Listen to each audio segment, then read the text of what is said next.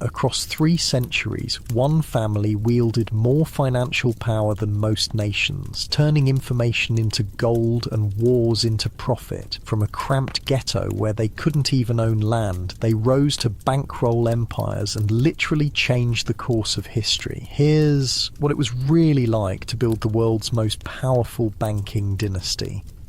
Quick thing before we start, if you actually listen to these regularly, hit like or subscribe. I always wonder where everyone's at, so comment your city and what time it is. Weird to think some of you are having breakfast in London while I'm recording this at night here in the States.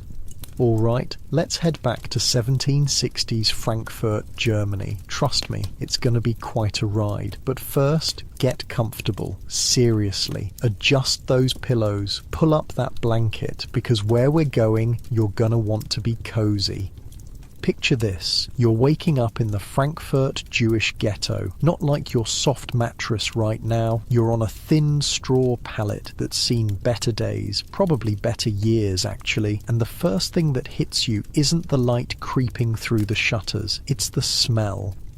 The alley outside your window is basically an open-air second-hand market mixed with a dumpster. Shops have spilled heaps of old clothes and soiled household goods into the narrow streets. The smell of unwashed wool, rotting vegetables, and too many people crammed into too little space. It's thick. You can taste it. Every morning starts like this. Your name is Mayer Amschel Rothschild, though nobody's calling you a banking titan yet. Right now, you're just another guy trying to make it in a system designed to keep you down. Frankfurt Jews can't own land, can't farm, can't work in handicrafts, can't even deal in the good stuff like weapons, silk, or fresh fruit. Those are all off limits, so you do what your family does. You trade textiles, and you hate it. Not the work itself, really, it's the profit margins. They're terrible. You're moving bales of fabric that weigh more than you do, dealing with merchants who look down on you, and at the end of the day, you've made maybe enough to keep the lights on and food on the table. Maybe. This isn't the path to wealth. This is the path to doing the same thing your whole life and dying in the same cramped ghetto where you were born. There has to be a better way. You know there is. You've seen the Christian merchants, the ones who can trade in luxury goods, the ones who have connections to the courts and the nobles. They're not smarter than you. They just have access, and access, you're starting to realize, is everything. So you pivot, you start dealing in gold coins and antiques. Now we're talking. The profit margins here, way better. A rare coin can fetch 10 times what you paid for it if you find the right buyer. An antique from the right period, even more. You've got an eye for this stuff. You can spot a fake from across the room. You know value when you see it. And here's the thing, when you're dealing in gold coins, you start meeting a different class of people, not the textile merchants haggling over pennies, real money, old money, noble money. One day, you catch a break that changes everything. You become a court agent for Prince William of Hesse-Kassel. Think of a court agent as basically an 18th century stockbroker, except instead of stocks you're dealing in gold coins, art and whatever else the rich folks want to buy. Prince William has money, stupid amounts of money, the kind of wealth that makes your head spin when you start calculating the numbers. Here's how it works. Prince William wants to buy some gold coins for his collection. He's not going to go down to the market himself. That's beneath him. So he tells you to go get them. You're his guy, his agent, his broker. And this is where you have a brilliant, slightly shady, absolutely genius idea. You take the prince's money, sure, but first you go to the market and buy the coins yourself using borrowed money. Then you turn around and sell those same coins to Prince William. You're acting as both the buyer and the seller, the middleman on both ends of the deal. This is called front running, and it's about as legal as you'd expect, which is to say not very, but nobody's checking, nobody cares. The prince gets his coins, you get paid twice. First, you collect your 8% commission fee for being his agent. That's the legitimate money, the money everyone can see. But second, and this is the beautiful part, you make money on the spread. You bought the coins for one price, sold them to the prince for another. The difference? Pure profit. And the prince has no idea you're doing this because you're the one telling him what the market price is. You're making money coming and going on every single transaction. The commission alone would be nice, but the front running, that's where the real wealth is building. And you do this over and over, year after year. Every time Prince William wants gold coins or art or anything really, you're running the same play. Buy it first with borrowed money, sell it to him at a markup, collect your commission on top. You're profiting twice on every deal, and the money is piling up faster than you ever imagined back when you were hauling textile bales through the ghetto.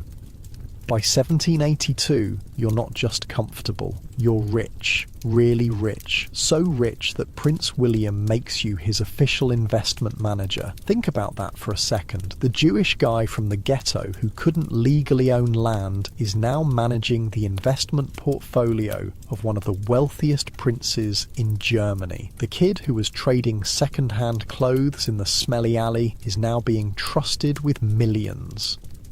But here's the thing about you, Mayor. It's never enough. That's not greed talking. Well, maybe it is a little, but it's more than that. You're thinking long-term, generational. You don't just want to be rich. You want to create something that lasts, a legacy, a dynasty, the kind of family name that echoes through history. Being a trader, even a wildly successful one, has a ceiling. There's only so much you can do, only so much wealth you can accumulate. But banking is where the real power lives. Banks don't just make money, they create it, they move it, they control the flow of capital across cities, countries, continents. Banks finance wars and rebuild nations. Banks are how nobility becomes obsolete and money becomes the only nobility that matters. So you become a bank, not overnight. It's a process. You're building relationships, establishing credit, proving you can be trusted with other people's money. Slowly, methodically, you transform from mayor the coin dealer to mayor the banker. And by the close of the 1700s, you're the richest man in Frankfurt.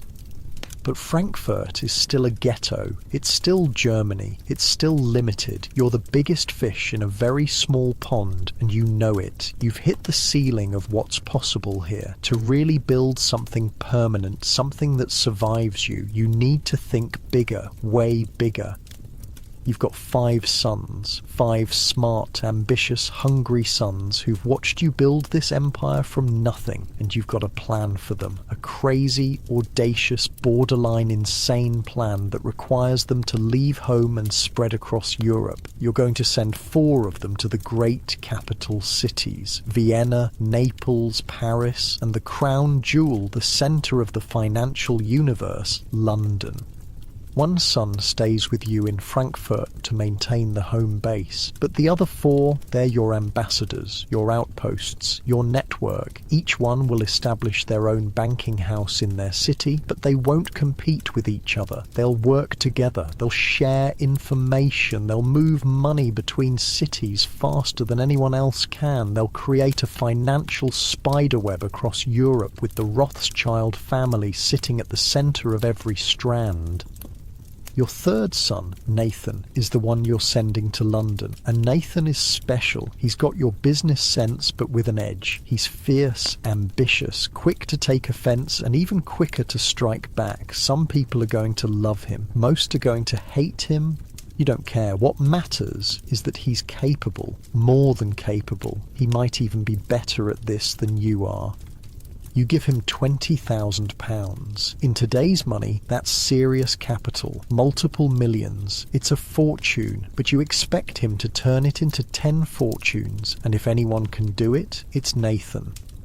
London in the early 1800s is the centre of everything. Great Britain is a global superpower. The British Navy rules the seas. Nobody even comes close. The Industrial Revolution is transforming the economy. Britain is becoming the world's factory. Goods are being manufactured faster and cheaper than ever before. The financial sector, centred in London, is robust and growing. The Bank of England has been around since 1694, and London has become the beating heart of global finance.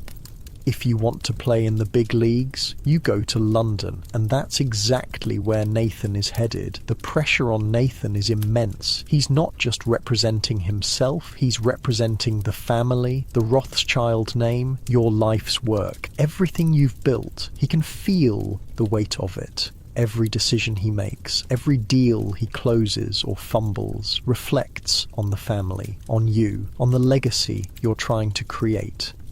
And Nathan does not do well with pressure from others, but pressure on himself? That's different. That drives him. That makes him dangerous. He arrives in London with his £20,000 and immediately starts looking for opportunities. The London textile industry is booming. Small workshops and factories are popping up everywhere, producing cotton, silk, wool, everything. There's money to be made here, but the competition is fierce. Everyone's trying to grab a piece.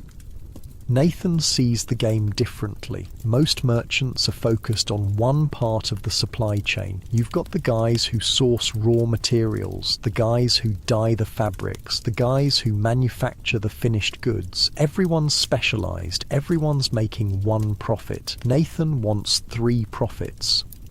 He goes to the manufacturers with a proposal. He'll supply them with both the raw materials and the dye. They just handle the manufacturing and give him the finished goods. He's essentially vertical integration before that term even exists. He controls 3 steps of the process, which means he captures 3 separate profit margins. The manufacturers love it because it simplifies their lives. They don't have to source materials or dyes, they just manufacture. Nathan loves it because he's making money at every stage. He's buying raw materials cheap, selling them to manufacturers at a markup. Buying dyes cheap, selling those at a markup. Then buying the finished manufactured goods and selling those to retailers. 3 profits instead of 1. According to Nathan's own account, and yeah, he's probably exaggerating a bit because that's what successful people do, he turned that £20,000 into £60,000 in just a few years, triple his money. That's the kind of return that makes investors weep with joy. But Nathan's not satisfied with legitimate business alone. Why would he be? He learned from you. He knows the real money is in the grey areas, the places where rules are more like suggestions. He starts smuggling textiles, precious metals, anything that can be moved quietly and sold for profit. Smuggling in the early 1800s is risky but hugely profitable. The British government has tariffs and taxes on imports, especially during the Napoleonic Wars when they're trying to control trade with continental Europe. But if you can get goods past the customs officials, you can sell them for way more than they cost. Nathan develops a reputation. People know him as the guy who can get goods to the continent when nobody else can. Superior management, they call it. Good judgment, they say. Really, it's just being willing to take risks that other merchants won't, and having the connections to make those risks pay off. By 1808, Nathan's business in London is reporting sales of £800,000. That's massive. In just a few years, he's gone from a Frankfurt banker's son with £20,000 to a major player in London's financial scene. The money is rolling in, the reputation is building. He's ready for the next step. Time to become a bank. Just like his father, because trading textiles, even smuggling them, has a ceiling. Banking has no ceiling. The sky's not even the limit. The limit is how much wealth exists in the world, and in the early 1800s, that's growing every day. Nathan's plan is to build his bank bigger than his father's. He wants the London Rothschild Bank to be the flagship, the crown jewel, the one that all the others look to. And given that London is the financial capital of the world, it's not a crazy ambition. Back in Frankfurt, you're watching this unfold with pride. Your plan is working. Nathan's thriving in London. Your other sons are establishing themselves in their cities. The network is forming. The web is being woven. Everything you dreamed of is starting to become real. But you're getting old. Your health is deteriorating. You can feel it. The energy that used to carry you through 14-hour days is fading. Your body is reminding you that you're mortal, that time is running out, that everything you've built needs to survive without you. By 1812, you know the end is coming soon. You gather your sons and give them the most important lesson, the one that matters more than any business advice, more than any financial strategy. Family unity comes first, above all else, always. You've seen what happens to family businesses when the next generation fights over control. They splinter, they collapse, they disappear, the wealth gets divided and diluted until there's nothing left. You will not let that happen to the Rothschild name. Your sons need to work together, support each other, put the family above their individual ambitions. The banking houses in different cities can't compete. They have to cooperate, share information, move money between them seamlessly, act as one entity even though they're separated by hundreds of miles. This is the foundation. This is what will make the Rothschild dynasty last. Not the money, not the banking skills, the family bond, the unbreakable commitment to each other. And your sons listen. They take it to heart. They promise, because they've seen what you've built from nothing. They know the value of what you're giving them. They understand the responsibility. You die knowing your legacy is in good hands. Your sons will honour your memory by honouring each other. The House of Rothschild will not just survive, it will thrive, it will grow, it will become something even greater than you imagined. And they're about to get the opportunity of a lifetime to prove it, because Europe is entering an age of wars, big ones, bloody ones, expensive ones, the kind of wars that bankrupt nations and create opportunities for those with capital and courage. The 18th century wars were limited. Professional armies fighting for limited objectives. When things got too expensive or too bloody, people sat down and negotiated, made peace, redrew some borders and went home. The 19th century wars are different. They're ideological, they're total. They're the kind of conflicts that don't end in negotiation. They end when one side can't fight anymore. And fighting costs money, lots and lots of money. Nations need to finance these wars. They need gold, weapons, supplies, and credit, and the Rothschild banking houses, now spread across Europe's major cities, are perfectly positioned to provide all of it. For a price, obviously, a very good price. By 1814, Britain has been at war with Napoleon for what feels like forever. The Duke of Wellington is winning battle after battle, pushing Napoleon's forces back toward France. This is it, the big push, the one that could end the war. Wellington plans to take the fight directly to French soil. There's just one problem, a big, expensive, logistical nightmare of a problem. Wellington needs French coins, not British pounds. French coins, lots of them. See, when you're running a military campaign in enemy territory, you can't just show up and expect people to accept your money. The French aren't taking British pounds. Why would they? They're at war with Britain. You need local currency to buy supplies, pay informants, keep the army moving. Without French coins, Wellington's invasion is dead in the water. The British government is freaking out. Wellington's campaign is already stretching them thin financially. They've been at war for years. The Treasury is feeling it, and now they need to somehow acquire massive amounts of French currency during a war with France. It's like asking for ice in the desert. Technically possible, but good luck. Nathan Rothschild hears about this problem and sees dollar signs, or pound signs technically. This is the opportunity he's been waiting for, the kind of deal that doesn't just make you rich, it makes you legendary. It establishes you as the guy who saved Britain's war effort, the banker who delivered when governments couldn't.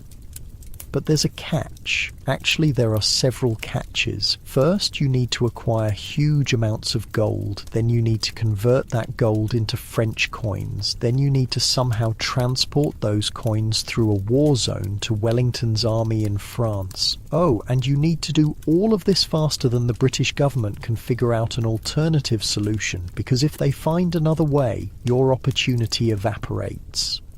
Most people would look at this situation and say it's impossible. Too many moving parts, too much risk, too complicated. Nathan looks at it and thinks, I got this. Here's what Nathan does. The East India Company, which is basically running half of Asia for Britain at this point, has £800,000 worth of gold sitting around. They want to sell it. Nathan shows up at the sale and buys all of it. Every single ounce, the entire lot. He just drops the cash and walks away with enough gold to sink a ship. Multiple ships, actually. Now he's got the gold. But that's just step one. He needs to convert this into French coins and get it to Wellington. The British government is panicking because they have no idea how to move this amount of currency through a war zone. You can't just load it onto a ship and hope for the best. The French Navy might intercept it, pirates might grab it, it could sink in a storm. There are so many ways this could go wrong. Nathan tells them he'll handle everything. The acquisition, the conversion, the transportation, the whole operation. He's got the connections. He's got the smuggling routes he's been building for years. He's got people in France who can move goods quietly. This is exactly the kind of grey area business he's been perfecting. The British government doesn't really have a choice. They need this done, and they need it done now. So they agree. Nathan gets to work. He moves the gold across Europe using his network. Remember those banking houses his father set up in different cities? Vienna, Naples, Paris, Frankfurt, London. They're all connected. They all work together. Nathan can move money through this network faster than anyone else because he's not dealing with random banks who don't trust each other. He's dealing with his brothers, his family, people he knows will deliver. The gold gets converted to French coins. The coins get smuggled into France through routes Nathan's people have been using for years, and it all arrives exactly where Wellington needs it, exactly when he needs it. The campaign moves forward. Wellington pushes into France. The war effort doesn't collapse due to lack of funds. Nathan later describes this as the best business I ever did, and he's not exaggerating. This deal establishes the Rothschild name at the highest levels of British power. The government now knows that when they have an impossible financial problem, the Rothschilds can solve it. That's worth more than the profit from this one deal. That's access, that's influence, that's power. And the profit isn't bad either. The commission alone is huge, but Nathan also makes money on the currency conversion, on the transportation, on managing the whole operation. He's getting paid at every step, just like he learned from his father. Europe by the mid-1800s has turned into a war zone. Countries are fighting constantly, and every war needs money. Starting a war, you need money. Losing a war, you usually have to pay the winner. The foreign exchange market becomes critical because nations need to move money across borders, convert currencies, finance operations in enemy territory. For the Rothschild banking houses, this is a gold mine, literally. They've got banks in all the major cities. They can facilitate currency exchanges between countries that are actively at war with each other. They charge high fees, sometimes as much as 8%, because they're providing a service nobody else can match. They've got the network, they've got the trust, they've got the speed. But the commission fees are honestly just a small part of their income. The real money, the absolutely insane money, comes from currency speculation, and this is where the Rothschild information network becomes a weapon. Think about how news travelled in the 1800s. slowly, by horse, by ship, by messenger, on foot. If something happened in Paris, it might take days or even weeks for London to hear about it. And in that time gap, in that information delay, fortunes could be made or lost. The Rothschilds understand that in finance, information is everything and speed is king. So they build the fastest private communication network in Europe. They use private carriers. They use well-trained horses that can ride day and night. They even use carrier pigeons for urgent messages. Pigeons are way faster than horses for short distances, and the Rothschilds breed and train them specifically for financial intelligence. Here's how this works. Let's say there's a major battle. Napoleon wins, or Wellington wins, or somebody important dies, or a government collapses. Whatever the news is, it moves through normal channels slowly. But the Rothschild network hears about it first. Sometimes hours ahead of everyone else, sometimes a full day ahead. And in that window, before the market reacts, before anyone else knows what happened, they can buy or sell currencies. If they know France is about to win a major battle, they buy French bonds before the price goes up. If they know Britain just suffered a defeat, they sell British currency before it drops. They're always one step ahead, always trading on information nobody else has yet.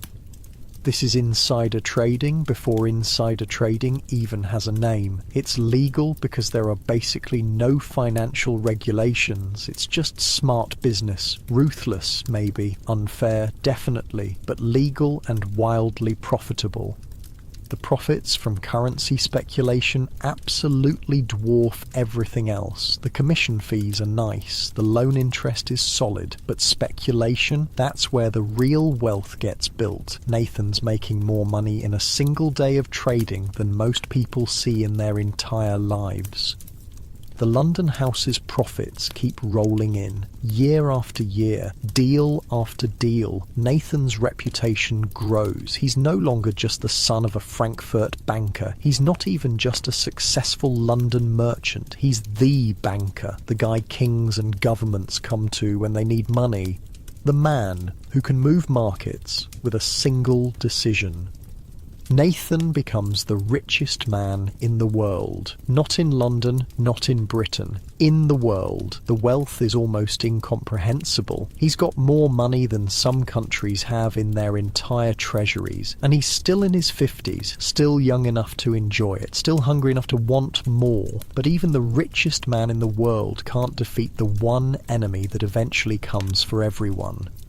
July 28th. 1836. Nathan Rothschild wakes up feeling wrong. Something's off. He's been feeling sick for a while, but this is different. Worse. His body is shutting down and he knows it. The doctors are called, but there's not much they can do. Medicine in 1836 is basically guesswork mixed with prayer. Nathan dies at age 58, which is weird because the Rothschild family is known for living long lives. His mother is still alive and she's gonna live past 90, but Nathan's gone, the richest man in the world, dead before 60. The London Times actually gets emotional about it, which for a British newspaper is like seeing a unicorn. They write that Nathan's death is one of the most important events for the city and perhaps for Europe in a long time. No operations comparable to his have existed in Europe to this time. Think about that. A banker dies and it's treated like a head of state passing. That's the level of influence Nathan had built. He wasn't just rich, he was a force of nature. His decisions moved markets. His loans could win or lose wars. His death is genuinely a big deal for the entire European economy. The markets react immediately. British bonds fluctuate. Currency traders panic. Everyone's asking the same question. What happens to the House of Rothschild now? Is this the end? Will the brothers fight over control? Will the whole empire collapse without Nathan holding it together? But here's the thing, Mayor Amschel's last lesson to his sons, that family unity above all else, They took it seriously. Nathan might be gone, but the system he helped build doesn't need one man. The banking houses are set up to work together. The network still functions. The information still flows. The money still moves. Nathan's younger brother James, running the Paris bank, steps up as the de facto leader, and James is not intimidated by following Nathan. If anything, he sees it as his chance to prove he's just as capable, maybe more capable. James is different from Nathan. He had better schooling. He's more refined, more comfortable in aristocratic circles. Nathan was the scrappy fighter who built the London Empire through sheer force of will. James is the strategic thinker who can play the long game. Where Nathan saw opportunities and grabbed them, James sees trends and positions himself ahead of them. But taking over as head of the family during this moment, with Nathan's death still fresh, the pressure is massive. The banking world is watching, competitors are circling, everyone wants to know if the Rothschilds can maintain their dominance, or if Nathan was the secret source and now it's over. James looks at the situation and realizes something. Government bonds and war financing are still profitable, sure, but the market is getting saturated. More banks are getting into the game. The competition is eating away at profit margins. The deals that made Nathan's fortune aren't as lucrative anymore because everyone's doing them now. James needs a new edge, a new industry, something the Rothschilds can dominate before everyone else catches on. He needs to think bigger than just financing wars. Wars end, industries last forever. He looks at what's happening across Europe and sees the future rolling toward him on iron rails. Railroads, they're expanding fast. England built the Stockton-Darlington line in 1825, and suddenly everyone realizes this is going to change everything. Transportation, trade, industrial growth.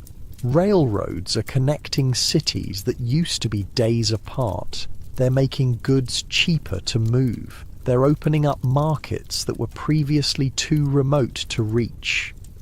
This is it. This is the next big thing, and James wants the Rothschilds to own as much of it as possible. Throughout the 1840s, the Rothschild banks provide financing for railroad ventures across Europe. They're not just lending money, they're taking equity positions, they're getting involved in the construction, they're trading railroad stocks and bonds. Every time a new line gets built, the Rothschilds are making money from the financing, from the trading, from the increased value of their holdings.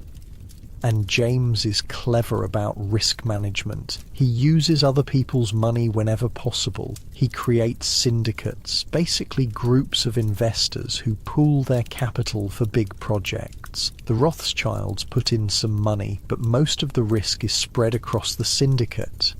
If the project succeeds, the Rothschilds make huge returns on relatively small investments. If it fails, they're not wiped out. This is sophisticated financial engineering. Most bankers are still doing straightforward lending. James is creating complex financial structures that maximize profit while minimizing risk. He's thinking 3 moves ahead. The railroad boom makes the Rothschilds even richer. The wealth keeps compounding. But here's something you need to understand about this period. While the Rothschilds and other banking families are accumulating unbelievable fortunes, regular people are struggling. The income gap between rich and poor is massive. The industrialists are making money as fast as possible by any means necessary, and worker conditions are brutal. 16-hour days in factories, child labour, poverty wages, no safety regulations. The average person looks at families like the Rothschilds and sees the face of everything wrong with the system. The bankers are financing the governments and the industries that are grinding workers into dust. The resentment is building, and it's about to explode.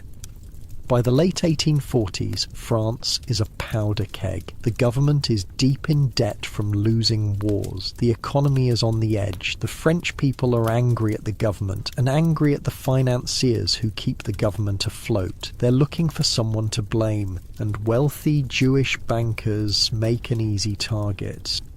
Within days, revolution breaks out. The French banking system nearly collapses, and the Rothschild Bank in France is right in the crosshairs. James is watching his life's work, his family's legacy, everything his father built, teeter on the edge of complete destruction. Angry mobs could storm the bank. The government could seize assets. Everything could disappear overnight. James needs help. Fast. He turns to his nephew in London, Lionel, Nathan's son, the next generation of Rothschilds, and this is the moment where family unity either saves them or they learn that lesson was just pretty words. Lionel looks at the situation. Bailing out the Paris bank is risky, really risky. If France collapses completely, the London bank could lose massive amounts of money. It would be safer to cut losses and let Paris handle its own problems. That's what any rational banker would do. But Lionel remembers his grandfather's words. Family unity above all else. The Rothschild banks don't compete. They don't abandon each other. They work together or they fail together. That's the deal. That's the foundation everything is built on. Lionel arranges a loan. A big one. Enough to stabilise the Paris bank and keep it from going under. It's his money, his bank's reserves, his risk. But he does it anyway, because that's what family means. That's what being a Rothschild means. The Paris bank survives. The revolution eventually calms down. The Rothschild name takes a hit, but they're still standing, still operating, still powerful. The family bond held when it mattered most. Lionel doesn't stop at just saving his uncle's bank. He's got bigger plans. Way bigger. He starts thinking about something that seems impossible for a Jewish banker in the mid-1800s. He wants to enter government. Not as an advisor behind the scenes, not as a financier who whispers in politicians' ears. He wants an actual seat in Parliament. He wants to be in the room where decisions get made. And this is wild because no Jew has ever held a seat in the British House of Commons. Ever. The system isn't designed to let people like him in. But Lionel's logic is simple. If he wants to help eliminate prejudice against his people, the best way to do it is from inside the power structure. You can't change a system by staying outside it. You have to get in there and break it open from within. Plus, he's got money.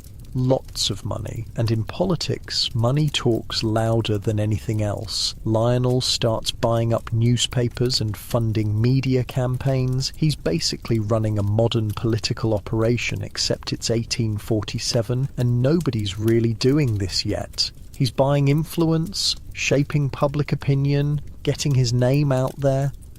By this point, most of the legal restrictions on British Jews have been lifted. It's not like it was when his grandfather was stuck in the Frankfurt ghetto. Things have changed. Progress has happened. The Commons even passed a bill saying a Jewish person could hold a seat.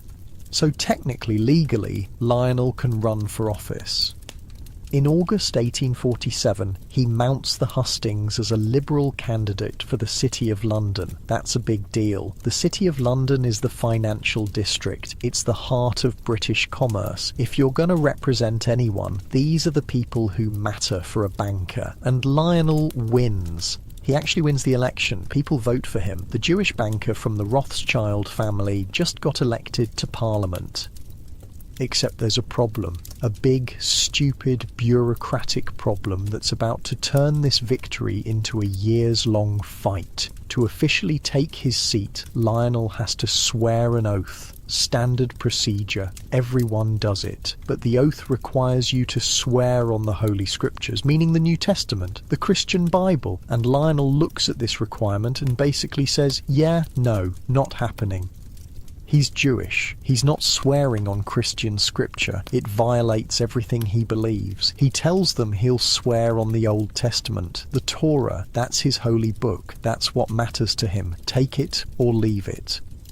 The Commons freaks out. This has never happened before. Nobody's ever challenged the oath. The whole system is built on Christian assumptions. The idea that someone might want to swear on different scripture just never occurred to anyone. What do? Can we even allow this? Is this legal? The debates go on for years. Literally years.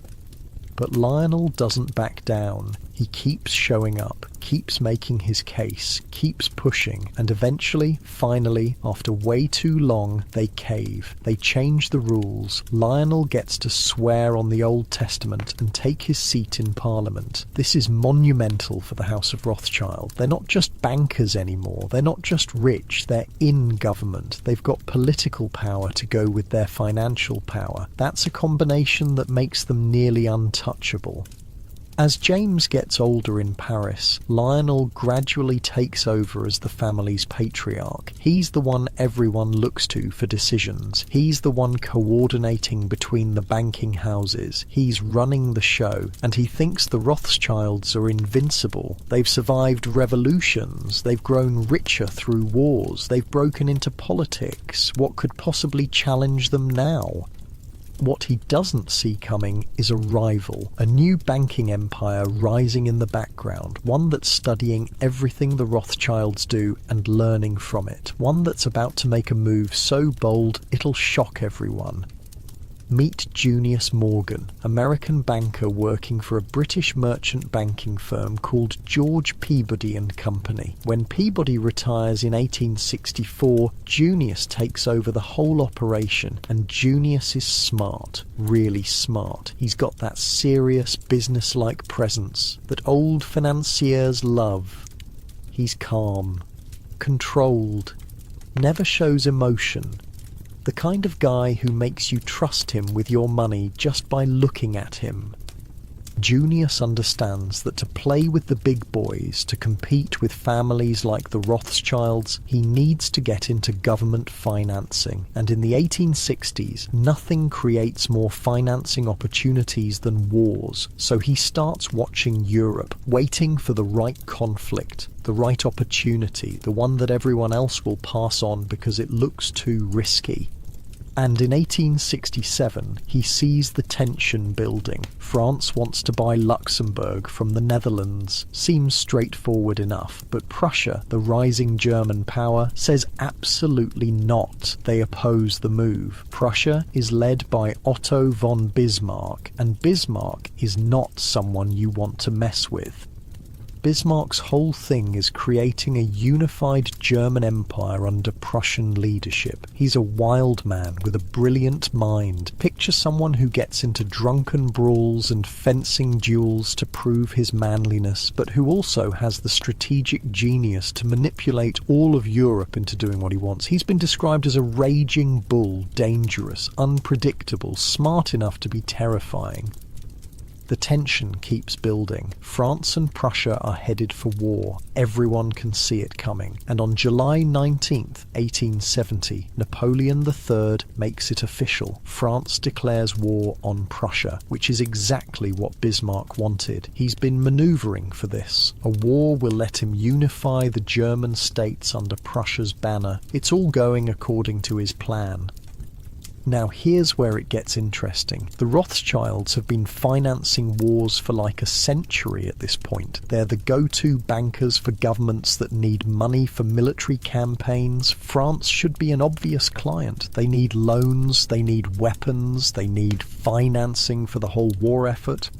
But the Rothschilds take one look at this situation and say, no, they won't lend to France, not a single franc. And the reason is simple. They've seen enough wars to know who's going to win. They can read the situation. France is walking into a meat grinder. Bismarck is smarter, Prussia is stronger, the German military is better organised. France is going to lose badly. And the Rothschilds don't finance losing sides. That's just throwing money away.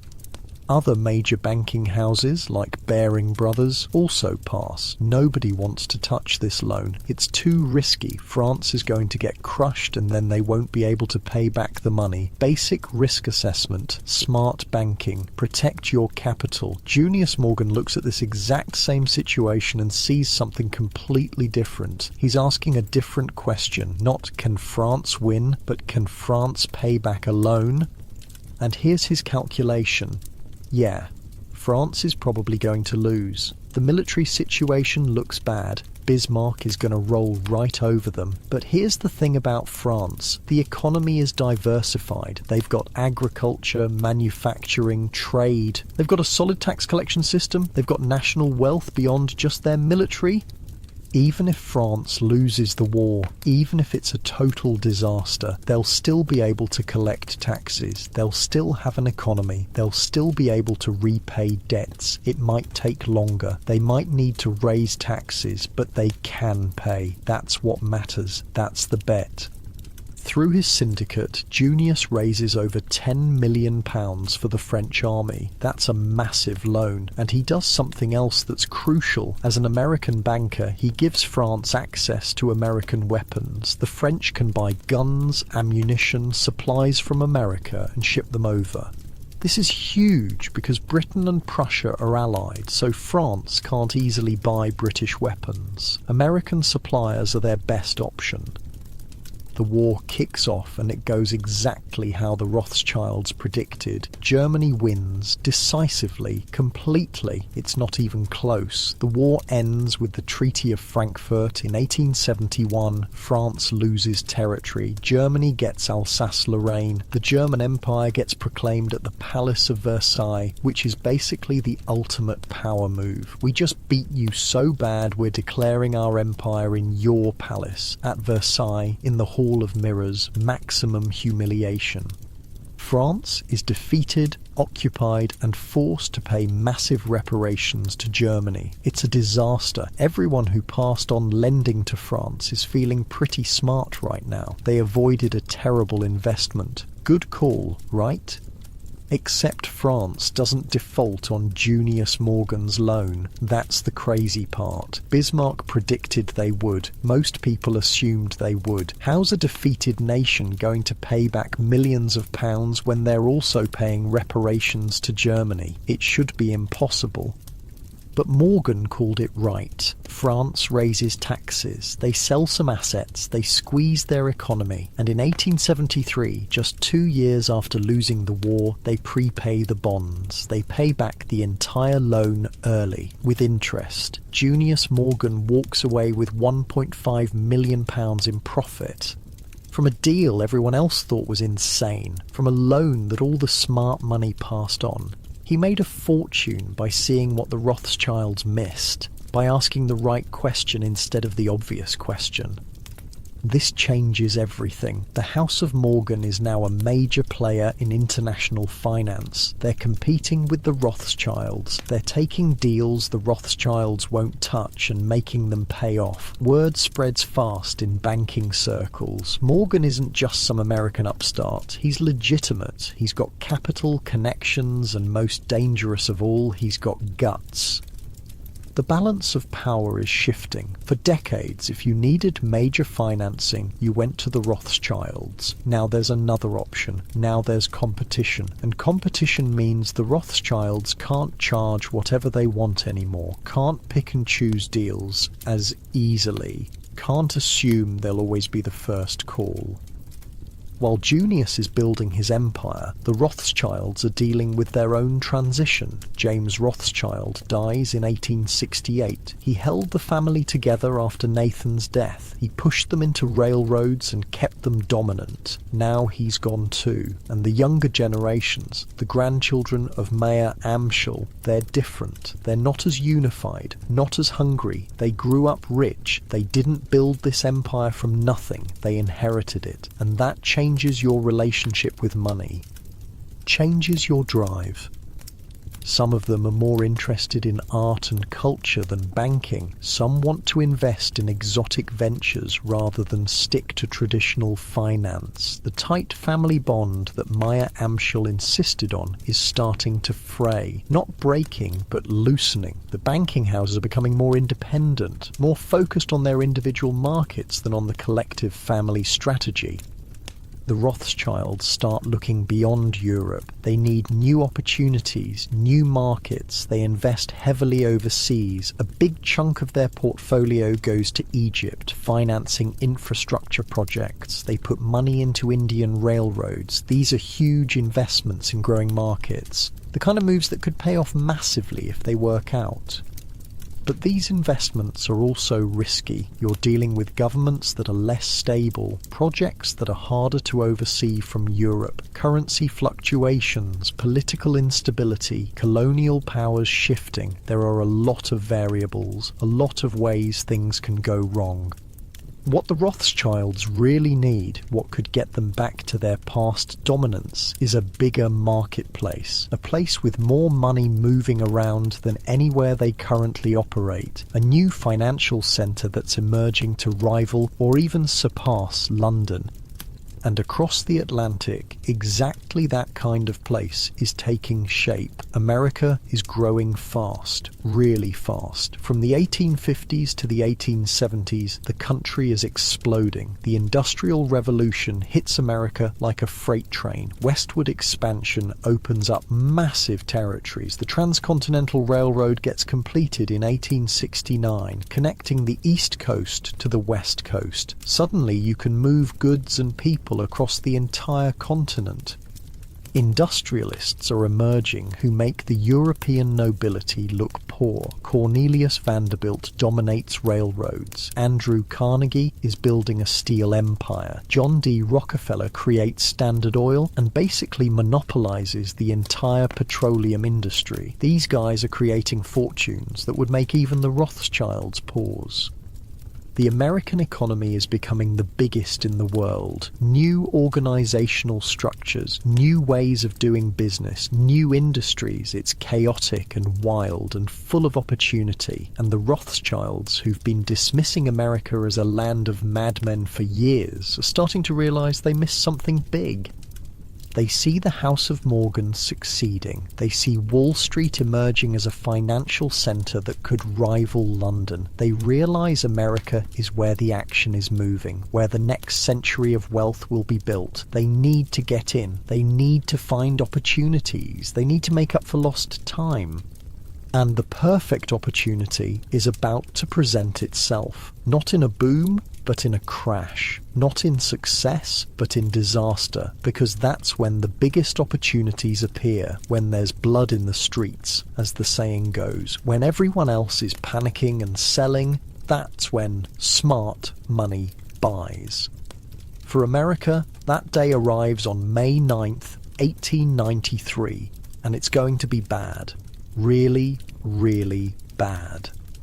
The railroad boom in America had been going strong for decades. Everyone wanted in. Investors were throwing money at railroad companies like they were handing out candy. New lines were being built everywhere, connecting cities that didn't need connecting, running parallel to existing routes, just building for the sake of building. It was a bubble. Everyone could see it was a bubble, but nobody wanted to admit it because everyone was making too much money, until suddenly they weren't.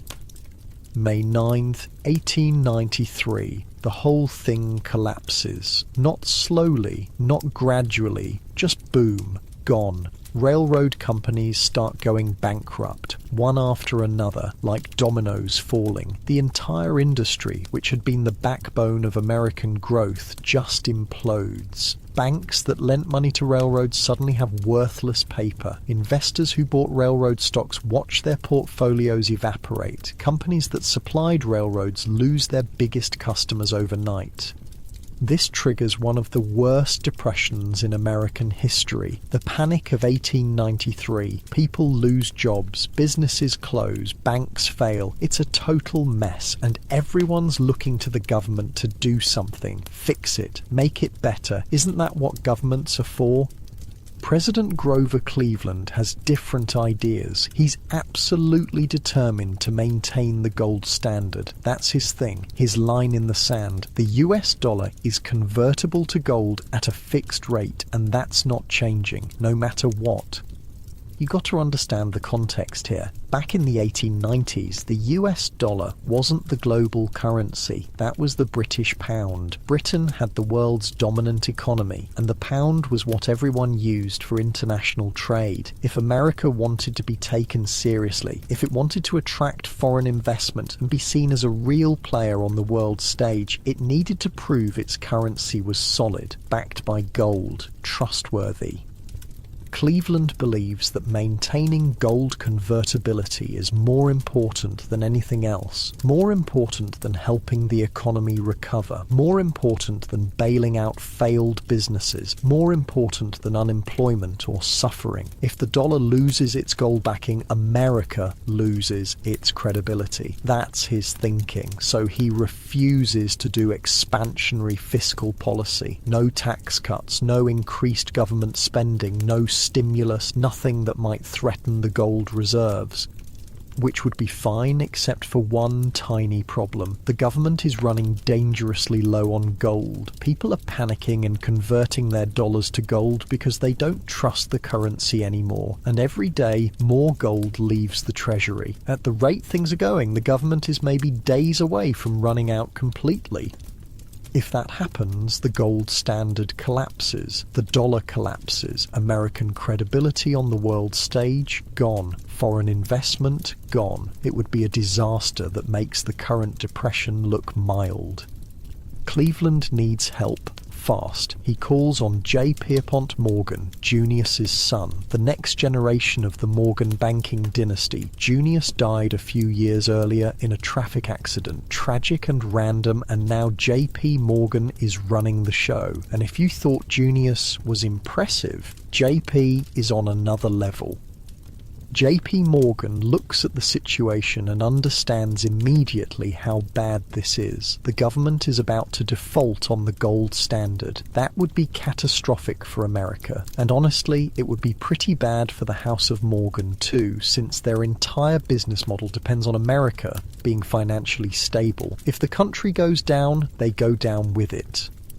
But solving this problem requires gold, a lot of gold, more gold than the US government has access to, more gold than Morgan can easily acquire through normal channels. He needs someone with massive gold reserves, someone who's been accumulating gold for decades, someone with operations around the world who can move gold quickly. He needs the Rothschilds.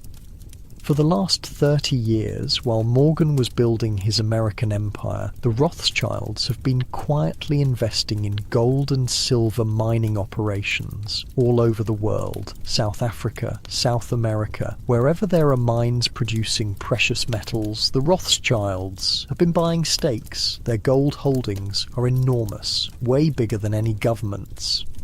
And they've been using their influence to push countries toward adopting the gold standard because it makes their gold holdings more valuable.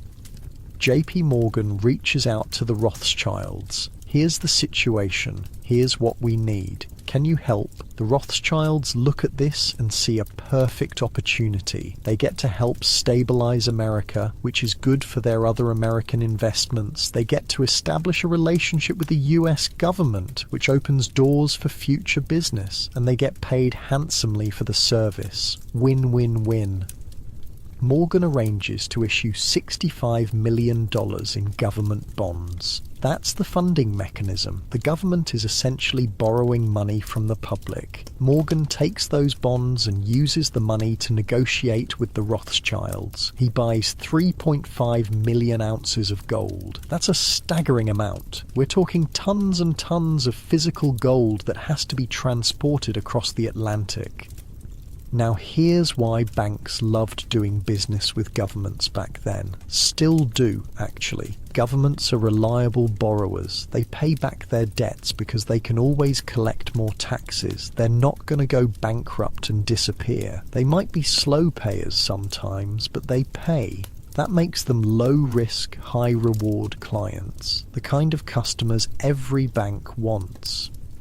The collaboration between Morgan and Rothschild on this deal creates one of the most sought-after investments anyone's seen. When the gold bonds go on sale to the public, they sell out in 30 minutes. 30 minutes. People are literally fighting to buy these bonds.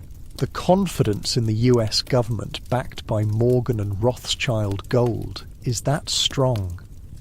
The crisis gets resolved. The gold standard holds. The dollar remains convertible. American credibility stays intact. Cleveland looks like a genius for sticking to his principles, even though he basically got saved by two banking families. Morgan and the Rothschilds both make huge profits and cement their positions as the two most powerful financial institutions in the world.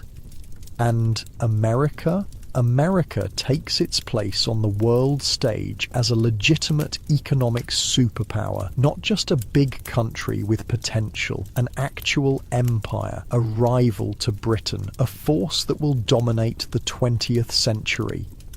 The Rothschilds successfully expanded their business into America. They've got connections now. They've proven they can operate at the highest levels of American finance, but they're still based in Europe, still more focused on European markets than American ones. And that's going to be a problem because Europe is heading towards something that will make all previous wars look like practice runs. By the early 1900s, you can feel the tension building across Europe. It's like watching a pot about to boil over. You've got imperial rivalries. Britain wants to maintain its empire. Germany wants to build one. France wants revenge for losing to Germany. Austria-Hungary is barely holding itself together. Everyone's building up their militaries. Everyone's forming alliances. Everyone's waiting for someone else to make the first move.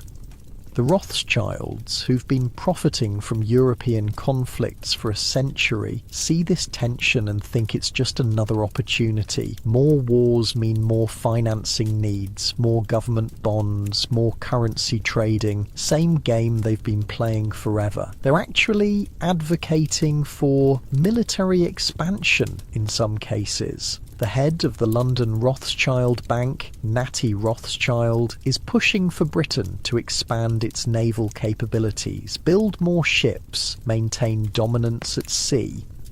And yeah, the Rothschilds will happily finance those ships. European countries start spending massive amounts on their militaries. Arms races accelerate. Everyone's preparing for war, and all that military spending needs to be financed. The banks, especially the Rothschilds, are there to provide the loans. It's profitable. It's what they do. It's been working for generations. What they don't realise, what nobody realises, is that the war about to unfold is going to be fundamentally different from anything that came before. The weapons are more deadly, the scale is bigger, the ideology is more extreme. This isn't going to be a limited war that ends with negotiations and border adjustments. This is going to be total war, industrial war, the kind that grinds up entire generations. June 28, 1914, Archduke Franz Ferdinand of Austria-Hungary gets assassinated in Sarajevo. He's shot along with his wife Sophie by a Serbian nationalist, and this one assassination, this one violent act becomes the spark that ignites the whole powder keg.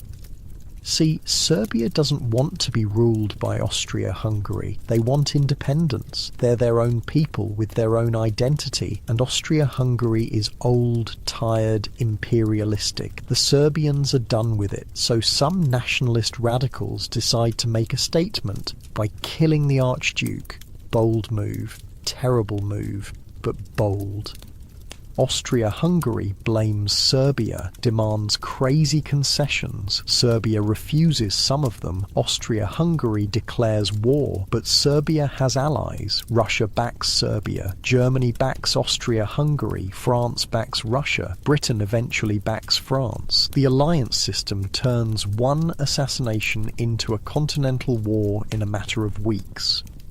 And this war is nothing like the wars the Rothschilds have been financing. This is trench warfare, machine guns, artillery that can level entire towns, poison gas, millions of soldiers sitting in muddy trenches, getting shelled day after day, occasionally going over the top into no man's land where they get mowed down by machine gun fire. It's industrial scale slaughter. The death toll is incomprehensible. By the time it's over, about 10 million soldiers will be dead, another 7 million civilians, entire towns wiped out, whole generations lost. The maps of Europe will be redrawn, empires will fall, nothing will ever be the same. For the first time in Rothschild history, members of the family are on opposing sides. The London Rothschilds are financing Britain and its allies. The Vienna Rothschilds are in Austria-Hungary. The Frankfurt Rothschilds are in Germany. They're literally funding both sides of the same war. Family members fighting against each other through the loans they provide. This violates everything Maya Angelou taught them. Family unity above all else. Always work together, never compete, never fight. But how do you maintain family unity when your countries are trying to kill each other, when the governments you're financing are at war? There's no good answer. The family bond gets strained in ways it's never been tested before.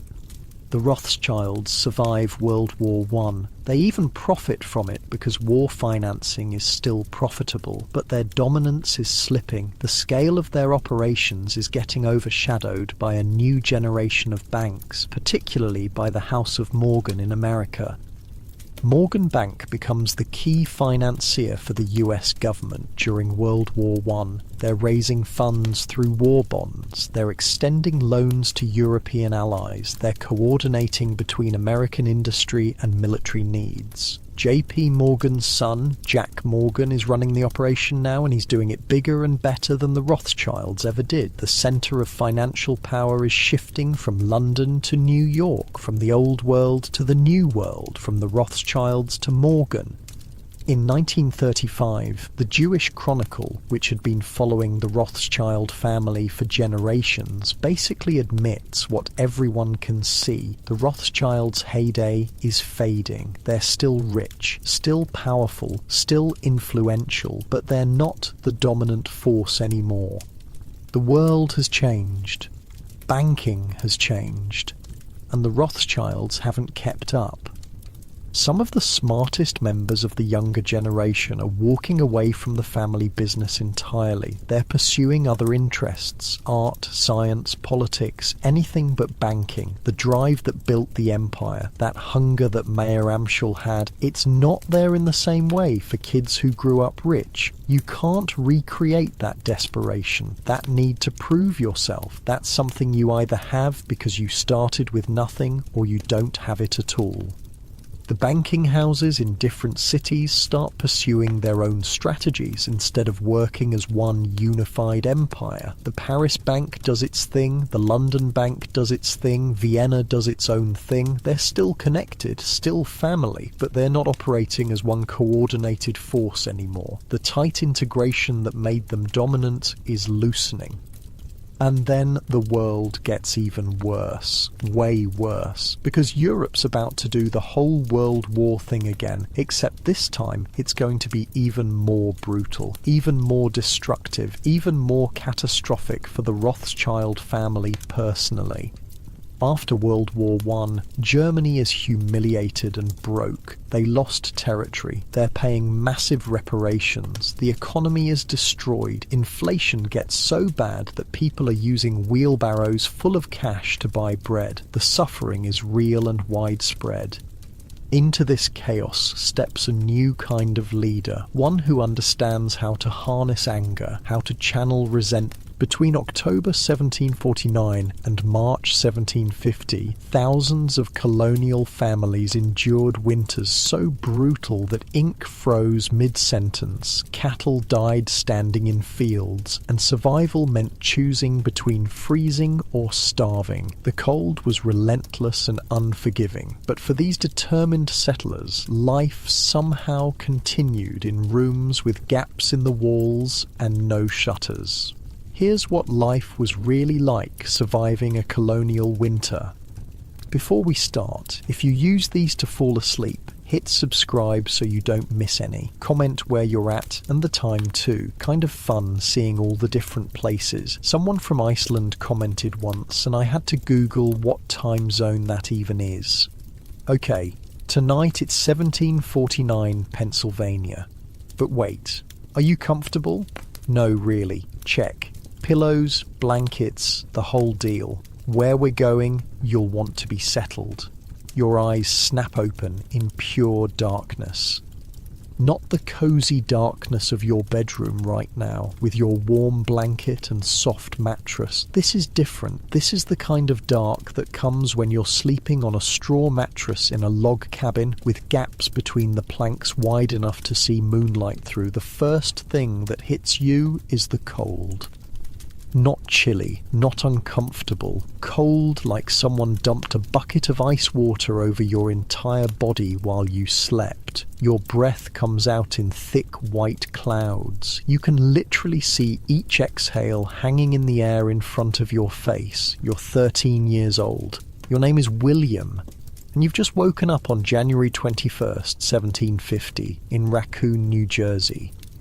The straw mattress beneath you is frozen stiff in places where your body heat didn't reach. You can feel every piece of straw poking through the rough linen sheet. Your wool blanket is thin, like stupidly thin. Back home in England, this would have been what you gave to a dog. But here, this is what you've got. Your older sister Martha is already awake. You can hear her teeth chattering from the other straw mattress across the room. She's 14 and she's trying not to cry. You know because you can hear these little hiccup sounds she makes when she's fighting it. "William," she whispers. Her voice is shaking. "I can't feel my toes." "Wiggle them," you whisper back. "I am wiggling them." "Well, that's not great." The walls of your cabin are rough-hewn logs. Your father built this place with his own hands when you arrived from England 2 years ago. He did his best, but there are gaps, actual gaps between the logs where the chinking has fallen out. You can see slivers of pre-dawn light coming through in about 15 different places. Back in England, even the poorest cottages had proper walls, thick stone, plaster, something. Here, you're basically sleeping in a fancy pile of sticks. And there are no shutters on the windows. Zero. None. Your father keeps saying he'll make some. Been saying it for 8 months now. Meanwhile, the wind just blows straight through the oiled paper that covers the window holes. It makes this whistling sound at night. Like ghosts. Or like the land itself is trying to tell you to go back to England.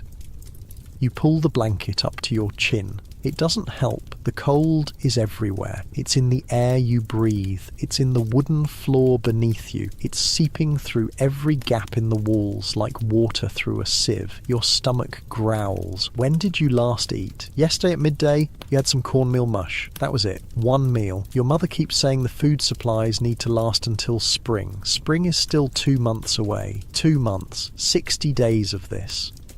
You do the math in your head and immediately wish you hadn't. From somewhere across the single room that makes up your entire house, you hear your father cough. It's a wet, rattling cough. He's been sick for 3 days now. Your mother keeps putting warm compresses on his chest, but they go cold almost instantly in this house.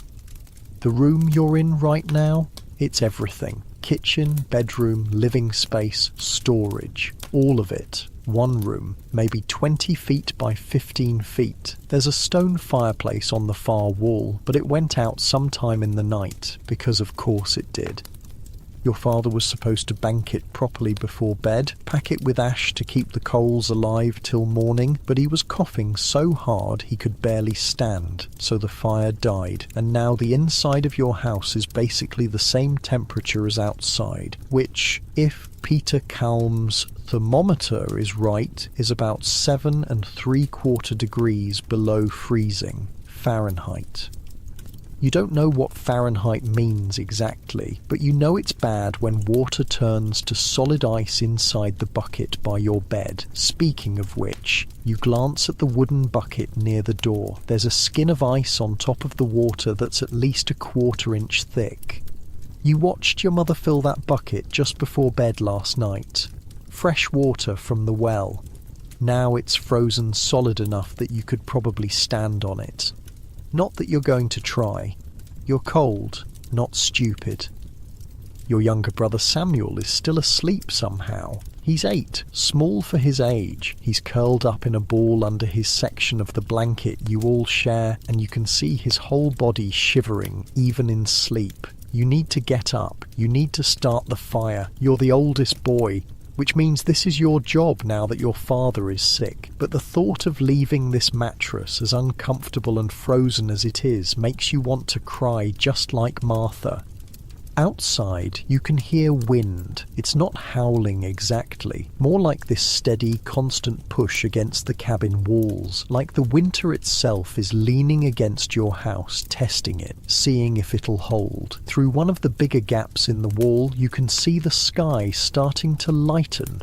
Dawn's coming, which means you're already behind. Your mother taught you the routine. Fire first, always fire first. Without fire, you're dead. Simple as that. But to start the fire, you need to get out of bed, and to get out of bed means exposing yourself to air so cold it feels like it has teeth. You take a breath, the air burns going down your throat. Back in your warm bed right now, in your heated house, you probably can't even imagine this. You've got central heating, insulation, double-paned windows. You're in your soft pyjamas under your thick comforter, and if you get cold, you just turn up the thermostat. William doesn't have a thermostat. William has a pile of kindling and a prayer. You swing your legs over the side of the straw mattress. The movement makes the whole thing crackle and shift. Your feet hit the wooden floor and you actually gasp out loud. It's like stepping on ice, because it basically is ice. There's frost on the floorboards, actual frost, inside your house. You're wearing the same clothes you wore yesterday, the same clothes you've worn for the past week actually. A rough linen shirt, wool breeches that are more holes than wool at this point, and stockings that your mother has darned so many times they're basically just a collection of patches held together by hope. You stand up. Every muscle in your body is screaming at you to get back under that blanket. Your legs are shaking, not from fear, from actual physical cold. Your body is burning every bit of energy it has just to keep you from freezing solid. The fireplace is about 10 feet away, might as well be 10 miles. You shuffle toward it, and each step makes this weird crunching sound because there's frost on the floor inside your house worth repeating. Next to the fireplace, there's a small wooden box where you keep the char cloth. That's your fire starting kit. You need char cloth, flint, steel, and kindling, in that order. Screw up any part of that sequence, and you're looking at another hour of cold while you try again. Your hands are shaking as you kneel in front of the cold fireplace. There's ash from last night's fire, but no coals, nothing alive. You're starting from scratch. You pull out a piece of char cloth. It's about the size of your palm, black, crumbly. Your father made it last month by burning linen in a closed pot. You don't really understand the science, but you know it catches sparks like nothing else. You grab the flint and steel. Now comes the fun part. You strike the steel against the flint. Nothing. Strike again. Nothing. Your hands are so cold you can barely hold the steel. Strike, strike, strike. On the 6th try, you get a spark. It lands on the char cloth and immediately starts glowing. This tiny orange ember in the darkness. You cup your hands around it like it's the most precious thing in the world, because right now it is. You bring it to your pile of kindling. Dried grass, small twigs. You blow on it gently. Too hard and you'll blow it out. Too soft and it won't catch. The grass starts to smoke, then a small flame, then another. The kindling catches. You add slightly bigger sticks, then bigger ones. You're building this fire like you're building a tiny wooden house. Careful, methodical. One mistake and the whole thing collapses. 5 minutes later, you have an actual fire going. The warmth hits your face and you almost cry from relief. It's not much, not yet, but it's something. It's the difference between freezing to death and just being miserably cold.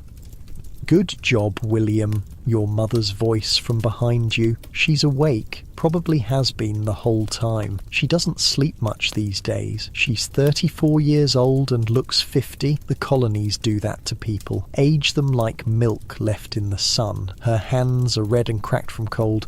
Her face is thin, too thin. Nobody's eating enough. How's father? You ask. Sleeping, she says, which is code for still sick, but what can we do about it? Colonial medicine is basically hope for the best and prepare for the worst. Got a cough? Hope it goes away. Cut your hand? Hope it doesn't get infected. Break a bone? Hope it heals straight. That's the system. There's a doctor in Philadelphia, about 30 miles away. Might as well be 300. You can't travel in this weather. The roads are sheets of ice. Your horse, Bess, is old and tired. She'd probably die trying to make that trip.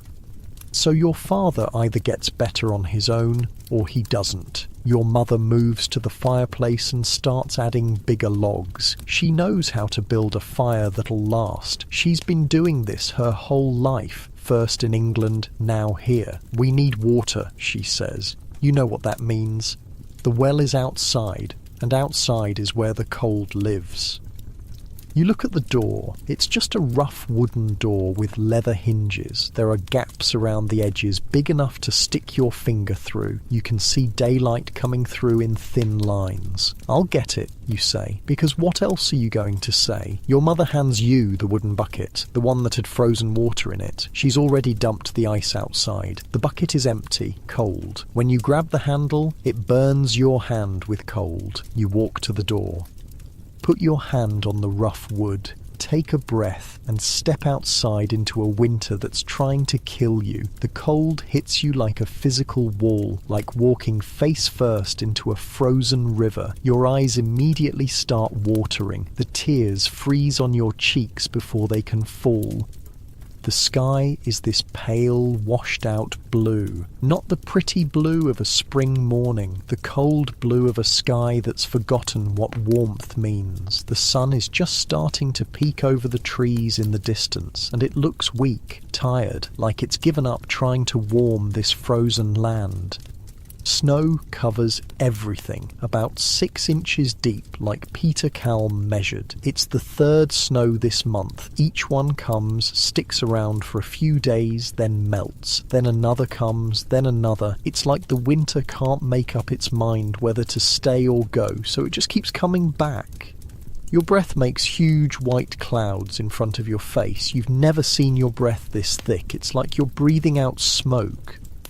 The well is about 50 feet from your cabin, 50 feet through snow that comes up to your shins. You're not wearing shoes, can't afford to get them wet, so you're walking barefoot through snow that's well below freezing. Your feet go numb almost instantly. That's probably for the best. Each step makes this crunching sound. The snow has a crust of ice on top from melting and refreezing. It cuts into your feet with each step. You can see your cabin from here. It looks small, rough. The logs are grey. There's smoke starting to come from the stone chimney now that your mother's built up the fire. It's the only sign of life. Around you, the forest is dead silent. No birds, no animals, nothing. Everything with any sense has either gone south or is hibernating. The trees are bare, just black branches against white snow against pale blue sky. It's beautiful in a way that wants you dead. The well is just a hole in the ground lined with stones. Your father and the other men from the settlement built it last summer, dug down about 20 feet until they hit water. Now there's a wooden cover on top to keep snow out and a rope with a bucket attached. You lift the cover. The rope is frozen stiff, like a thick wooden stick. You have to bend it manually to get it to move. Your hands are already going numb. You lower the bucket down into the darkness. You can hear it hit water or ice. You're not actually sure which. You pull it back up. The bucket comes up half full of water with chunks of ice floating in it. Some of the ice is thick, like solid thick. You have to break it up with your fingers before you can pour the water into your bucket. Your fingers are white, not pink. White. That's bad. You know that's bad. But you've got water now, so you head back to the cabin. 50 feet through the snow, your feet have gone completely numb. You can't feel them at all. You're just watching them move and trusting they're still attached to your legs. You stumble through the door and kick it shut behind you. The fire's going strong now. Your mother's added enough wood that actual heat is starting to fill the room. You set the bucket down near the fireplace. Your hands are shaking so hard you almost drop it.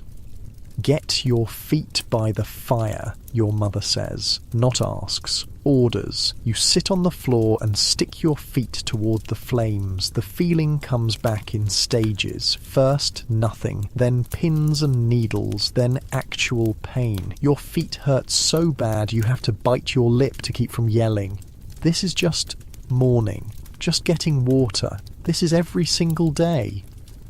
Martha is up now, standing by the fire. Samuel is still asleep somehow. Your father is awake but lying down, watching all of this from his mattress across the room. His face is grey. The cattle, he croaks. Right, the cattle, because of course there are cattle. Your family has 2 cows, Betty and May. They're brown, thin. Their ribs show through their sides. You can see every bone in their bodies, and they live outside all winter in this cold with no shelter. Because your family, being English, didn't build a barn. The English and Swedish settlers don't build barns, apparently. Just the Dutch and Germans. Peter Kalm wrote about this. He seemed confused by it. You're confused by it too. But your father says barns cost money and time and wood they don't have. So Betty and May just stand in the field behind your cabin. All day, all night, in weather cold enough to freeze water solid. You need to feed them. I'll do it, you say. Your mother looks at you. She knows what this means, going back outside, carrying hay through the snow. Your feet have just barely started to feel normal again. Take your brother, she says. Samuel wakes up when you shake him. His eyes are puffy from sleep. He's shivering. Come on, you tell him. Cattle. He groans but gets up. He's wearing clothes just as rough and worn as yours. His feet are bare too. You grab 2 bundles of hay from the small pile in the corner of the cabin. It's dried grass you cut last summer. You've got maybe 3 weeks worth left. After that, you have no idea what you're going to feed Betty and May. Problem for future, William. You and Samuel head back outside. The cold is just as bad the second time. Worse, maybe, because you know what's coming. The field where the cattle stay is behind the cabin. About 100 feet through the snow, you can see Betty and May from here, two dark shapes against the white. They're pressed together, trying to share body heat. Steam rises from their bodies in thick clouds. Ice has formed around their nostrils, around their eyes. They look like they're crying frozen tears. They're not moving much, just standing there, enduring. You and Samuel trudge through the snow. Your feet are going numb again. You're basically walking on stumps. When you get to the cattle, they barely react. They're too cold to care, too tired. You drop the hay in front of them. Betty starts eating immediately. May just stands there, staring at nothing. "Is she okay?" Samuel asks. "She's fine," you lie. May doesn't look fine. She looks like she's given up, like she's just waiting to freeze to death standing up. You've heard it happens. Cattle just die in their sleep during cold winters, standing in fields, frozen solid. You find them in the morning like furry statues. You're really hoping May makes it. "Come on," you tell Samuel. "Let's go back." The walk back to the cabin feels longer. Your whole body is shaking. Samuel is crying now, not making noise, just tears running down his face, freezing on his cheeks. You get back inside. The fire is roaring now. Your mother has hung a pot over it. She's making some kind of porridge. Cornmeal and water. That's breakfast. Your father is sitting up now, still coughing, but trying to look strong. He's doing a bad job of it. "How are the cows?" he asks. "Fine," you say. Another lie. But what are you going to say? May's dying? We can't afford to lose a cow? Everyone in this room already knows that. You sit by the fire again. Your feet hurt, your hands hurt, your face hurts, everything hurts. And it's not even full daylight yet. This is colonial winter. This is survival. This is waking up every morning and choosing to keep going, even though every part of you wants to crawl under that thin blanket and never come back out. Because the alternative is dying, and you're not ready to do that yet.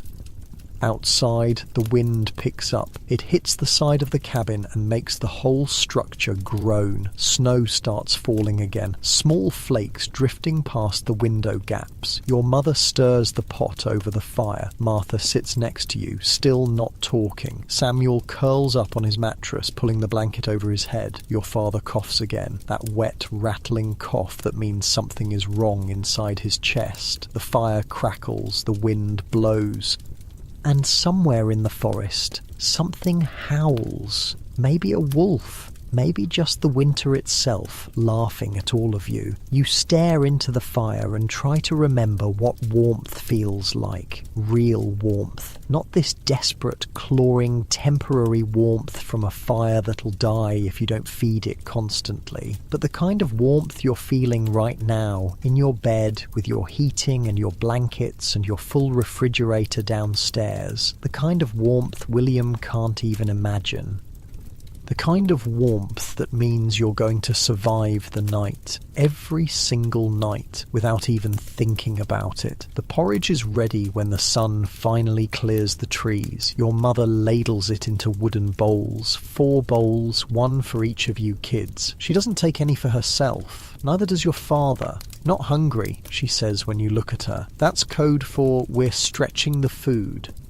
You know this game. Your parents eat every other day now, sometimes every 3rd day. They're trying to make sure you kids get enough, which would be sweet if the portions weren't already pathetically small. You look down at your bowl. The porridge is thin, watery. You can see the bottom of the bowl through it. There's maybe half a cup of actual cornmeal in here. The rest is just hot water. But it's hot. That counts for something.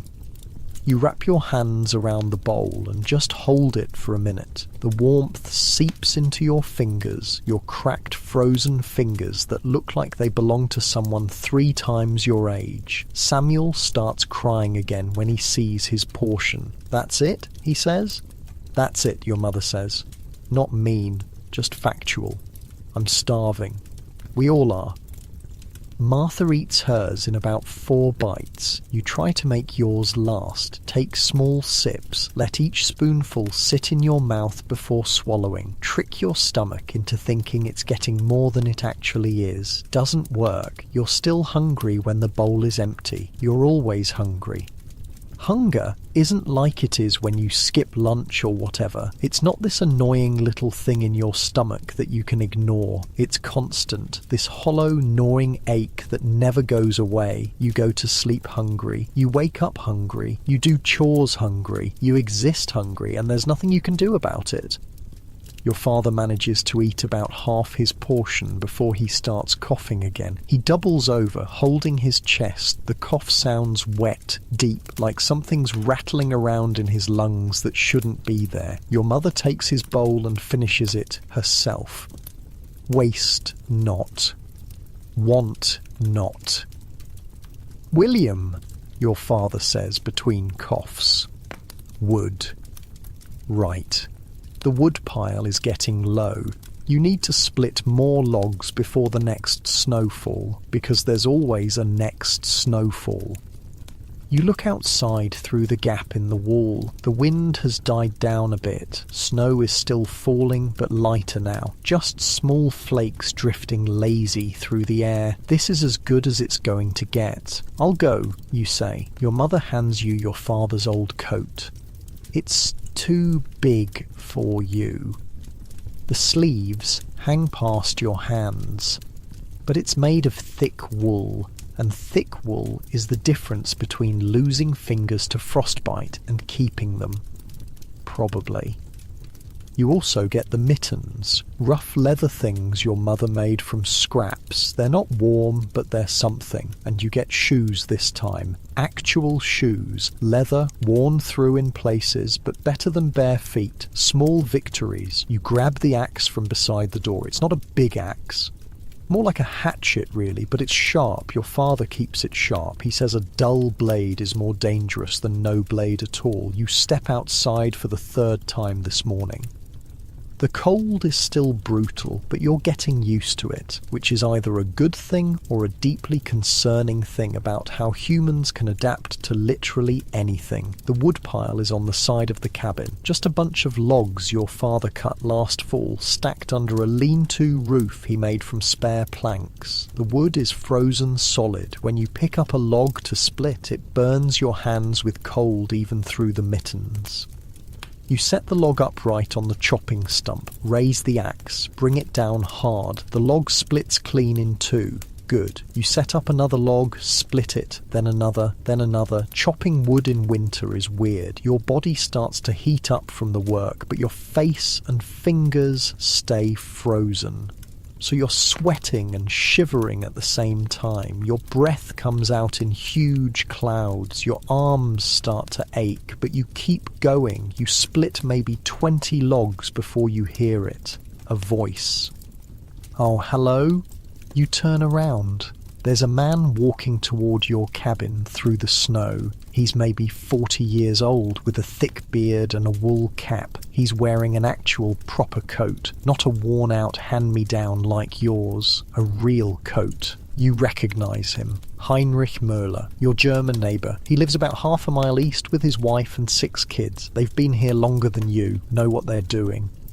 Oh, morning, boy, Heinrich says in his thick accent. He learned English from Dutch traders, and it shows. Morning, sir, you say. Your father, he is well. Sick, you admit. Heinrich nods like this is expected. Everyone's sick. It's winter. Being sick is just part of the deal.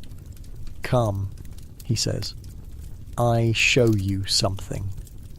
You follow him around to the back of your cabin where Betty and May are still standing in the field. They haven't moved since you fed them earlier. May still has that dead look in her eyes. Heinrich shakes his head when he sees them. This is no good, he says. I know. You must bring them inside. You almost laugh. Inside where? We barely have room for us. Then you build shelter, small shelter, better than nothing. He's not wrong. The Muller family has an actual barn. You've seen it. Wooden walls, a roof, hay on the ground. Their cattle sleep in there warm and dry. Well, warmer and drier than Betty and May anyway. We don't have the wood, you say. I give you wood. You blink. What? I give you wood. You build small lean-to. 3 walls, roof, face away from wind. Your cows, they live maybe. This is wild. People don't just give away resources in winter. Wood is survival. Wood is life. And Heinrich is offering to just hand it over. Why, you ask? He shrugs. Is Christian thing to do. Also, if your cows die, you have no milk. No milk, you get sick. You get sick. Maybe you die. You die. Your land goes empty. Empty land brings wolves closer to my land. So really, I help myself. Okay, that makes more sense. Brutal sense, but sense. Thank you, you say. Come tomorrow, he says. Bring your brother. We cut planks. He trudges back through the snow toward his farm. You watch him go, a little stunned. Tomorrow you're going to build a shelter for the cows. Tomorrow you might actually save May's life. You go back to splitting wood with slightly more energy. The axe feels lighter. Your arms don't hurt as much. Funny how a little bit of hope can do that.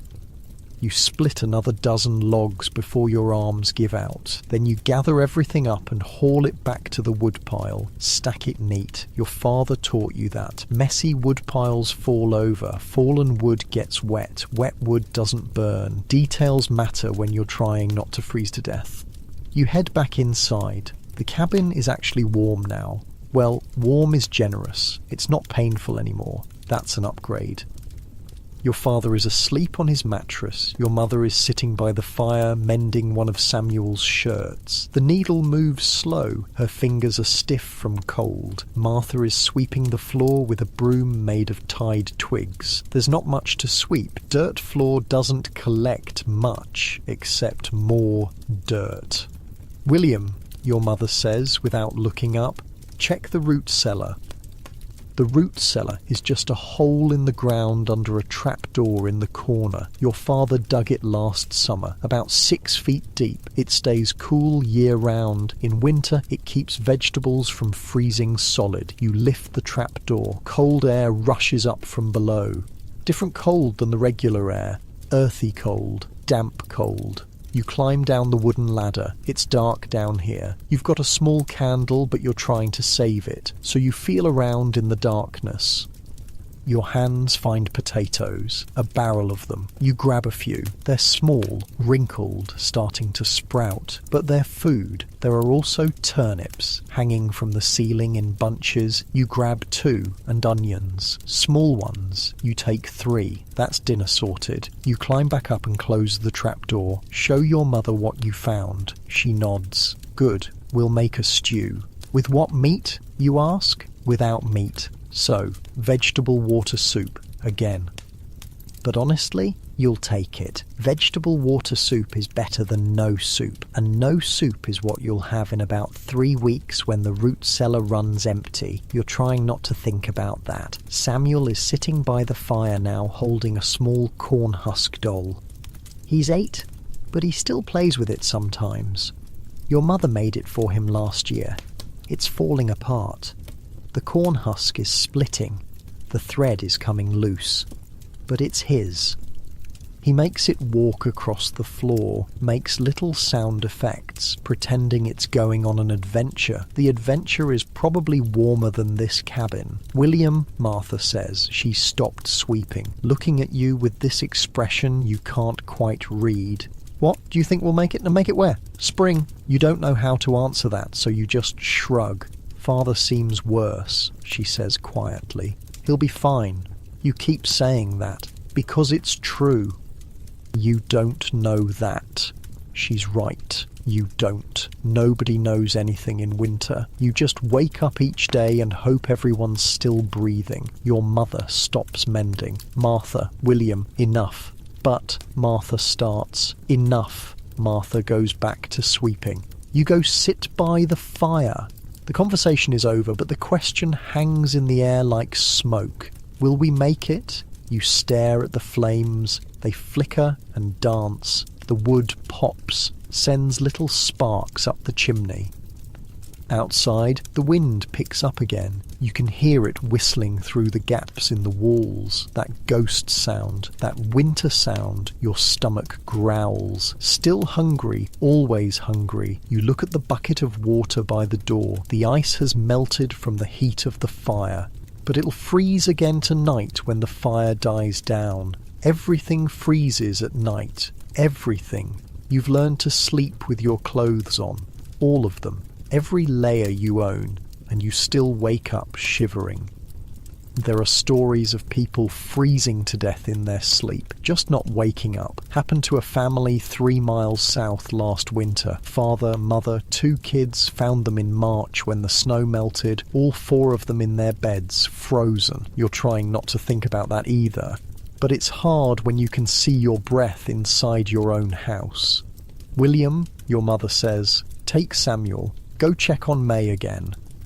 You groan internally, but stand up. Samuel looks at you like you just told him he has to walk to Philadelphia. Do we have to? He whines. Yes. You both bundle up again. Coats, shoes, mittens, the whole routine. Step outside. The cold slaps you in the face. You're getting really tired of this cold. You and Samuel trudge through the snow to the field. The sun is higher now, but it's not doing much. Still pale, still weak. Betty and May are exactly where you left them. Betty is chewing on some of the hay. May is just standing there. You walk up to May, put your hand on her side. Her coat is frozen, actual ice crystals in her fur. You can feel her ribs, every single one. May, you say, come on girl, eat something. She doesn't move. Samuel tugs on your coat. Is she dead? No, look, she's breathing. You can see her breath, small white puffs, slower than they should be. She looks dead. She's not dead, Samuel. She looks really dead, though. You want to argue, but he's kind of right. May looks half dead, maybe 3/4 dead. Tomorrow you'll build her a shelter. Tomorrow she'll have 3 walls and a roof. Tomorrow she'll be warmer, if she makes it to tomorrow. Let's go back, you say. The walk back feels longer every time. Your feet hurt, your face hurts, your hands hurt, everything hurts. Inside, your father is awake again, sitting up. He looks terrible. His face is grey, sweaty, but he's trying to smile. How's May? He asks. Fine. You lie for the 3rd time today. He knows you're lying. You know he knows. But what's he going to do? Go outside and check himself? He can barely stand. Your mother is cutting up the potatoes. She's making them last. Each potato gets cut into about 20 pieces, thin slices, barely anything. She drops them into the pot of water hanging over the fire, adds the turnips, the onions, that's dinner, water with vegetables floating in it, and you'll be grateful for it because some people don't even have that. You sit by the fire and watch the pot. The water starts to bubble. Steam rises. The vegetables start to soften. Your stomach growls again. 3 more hours until dinner. 3 more hours of being hungry. 3 more hours of being cold. 3 more hours of winter. Martha sits next to you. Doesn't say anything, just sits. Samuel plays with his doll. Your father coughs. Your mother stirs the pot. The fire crackles, the wind blows, and somewhere far away, in a place you can barely remember, spring exists. Warm air, green grass, birds singing, but spring is 60 days away. 60 frozen, hungry, desperate days. You pull your coat tighter and try to remember what warm feels like. Unlike you, in your heated house, with your full stomach and your soft bed, you don't have to remember what warm feels like. You're living it right now. The afternoon brings a new problem. The well is freezing over, not just a skin of ice on top like this morning. The whole thing. The water down in the hole is starting to freeze solid. Your mother discovers this when she sends you out for more water around midday. You lower the bucket down like always, wait for the splash, pull it back up. Except there's no splash, just this dull thunk sound. You pull the bucket up and it's empty. Well, not empty. There's a chunk of ice stuck to the bottom about the size of your fist. You stare down into the well, can't see much, just darkness and the glint of ice about 15 feet down. It's frozen, you call back to the cabin. Your mother appears in the doorway, walks over, looks down the well herself like maybe you're wrong. You're not wrong. We need that water, she says. I know. Go get the axe. So now you're standing in the snow in the middle of the afternoon trying to break through ice at the bottom of a well using an axe tied to a rope. This is your life now. You lower the axe down, let it drop. It hits the ice with a crack that echoes up the stone walls. You pull it back up, lower it again, drop it again, crack.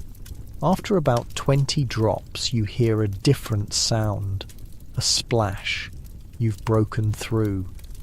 You haul up the bucket again. This time it comes up full. Well, half full. The water is so cold it's basically slush, but it's water. Your mother takes it without a word and heads back inside. You stand there for a minute, breathing hard. Your arms hurt from hauling the axe up and down. Your fingers are white again. The cold is seeping through your mittens like they're not even there.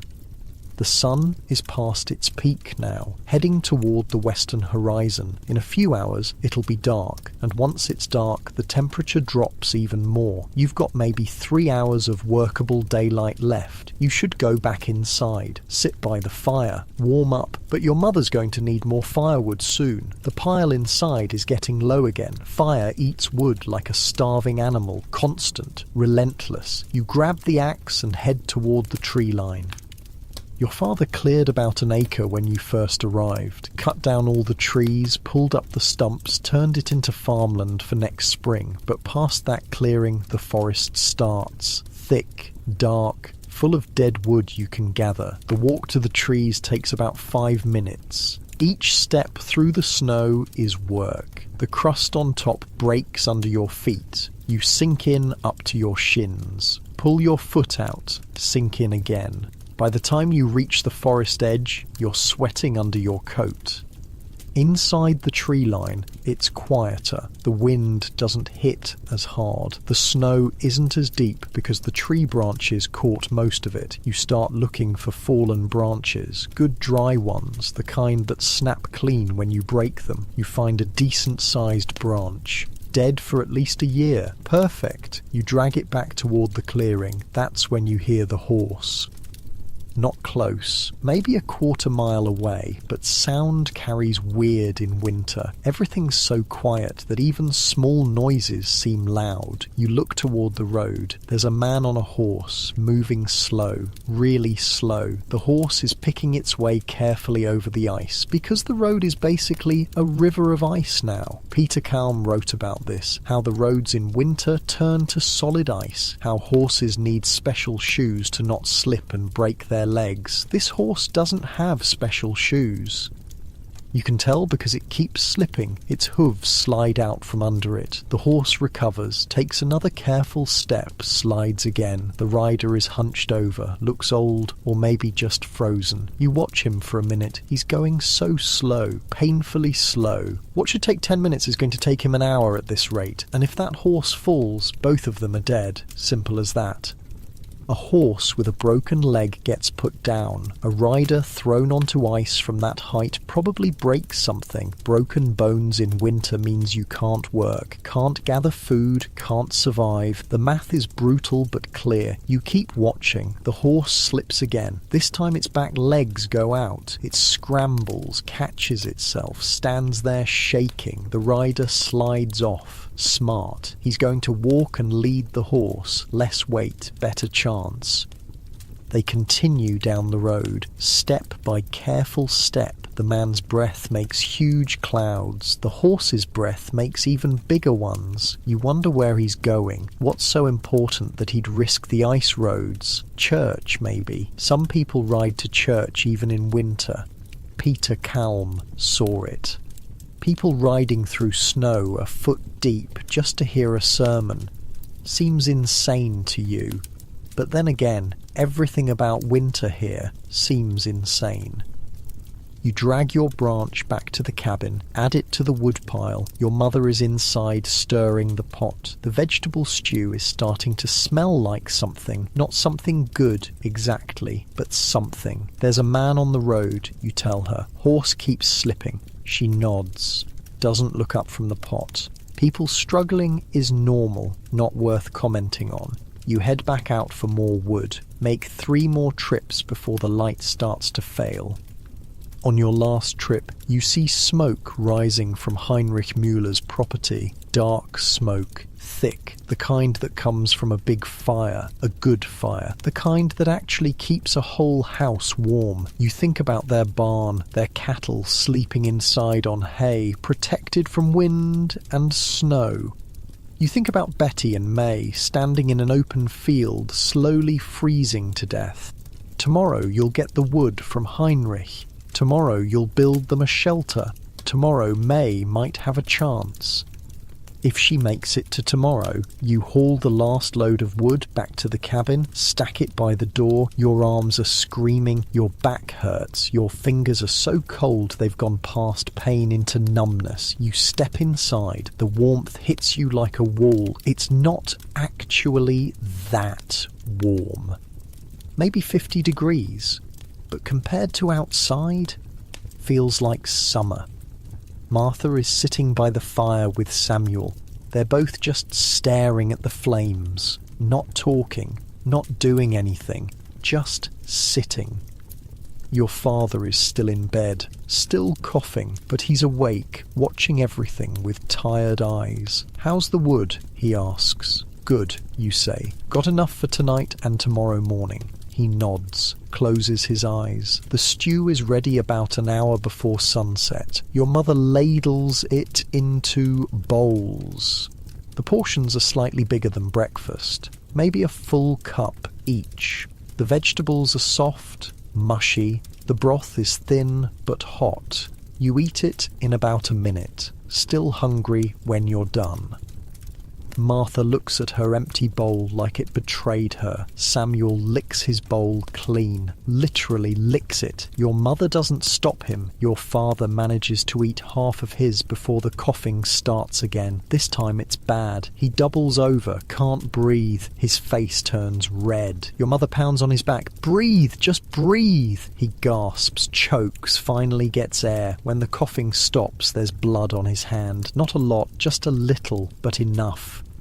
Your mother sees it. Her face goes blank, that scary kind of blank where you know she's panicking inside but won't show it. "To bed," she tells him. He doesn't argue, just lies back down, pulls the thin blanket up. You and Martha exchange looks. Blood means something's really wrong inside his lungs. Blood means this isn't just a cough anymore.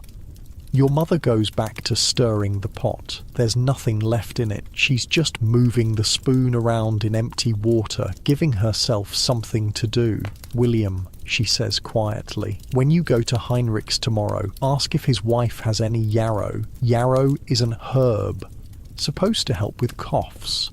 Your mother used to make tea from it back in England. Will it help?" you ask. "I don't know. Honest, at least." The sun sets around 5. The temperature immediately drops. You can feel it. The warmth from the fire gets pushed back. The cold creeps in through every gap in the walls. Your mother banks the fire for the night, covers it with ash so the coals stay alive. If you do it right, there'll be enough heat to restart it in the morning without using the flint and steel. If you do it wrong, you wake up to a dead fire and have to start over in a freezing house. High stakes for a pile of ash. Everyone gets ready for bed, which just means climbing onto your straw mattresses fully clothed. You lie down, pull the blanket up. It's already cold. The straw beneath you is frozen stiff. Samuel is shivering next to you. Martha is crying quietly again. Your father is breathing weird, raspy, wet. Your mother sits by the fire for a long time, just sitting, staring. Outside, the wind picks up. It howls around the cabin, finds every gap, every crack, pushes cold air inside like it's searching for you. You close your eyes, try to sleep, can't. Too cold, too hungry, too worried about your father. You lie there in the dark, listening to the wind, and think about the man on the horse. Is he home yet? Did the horse make it? Or are they both lying on the side of the road, frozen? You'll probably never know.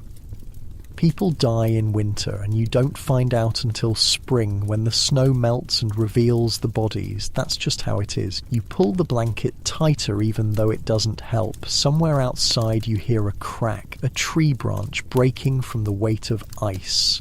It sounds like a gunshot in the quiet, then silence again.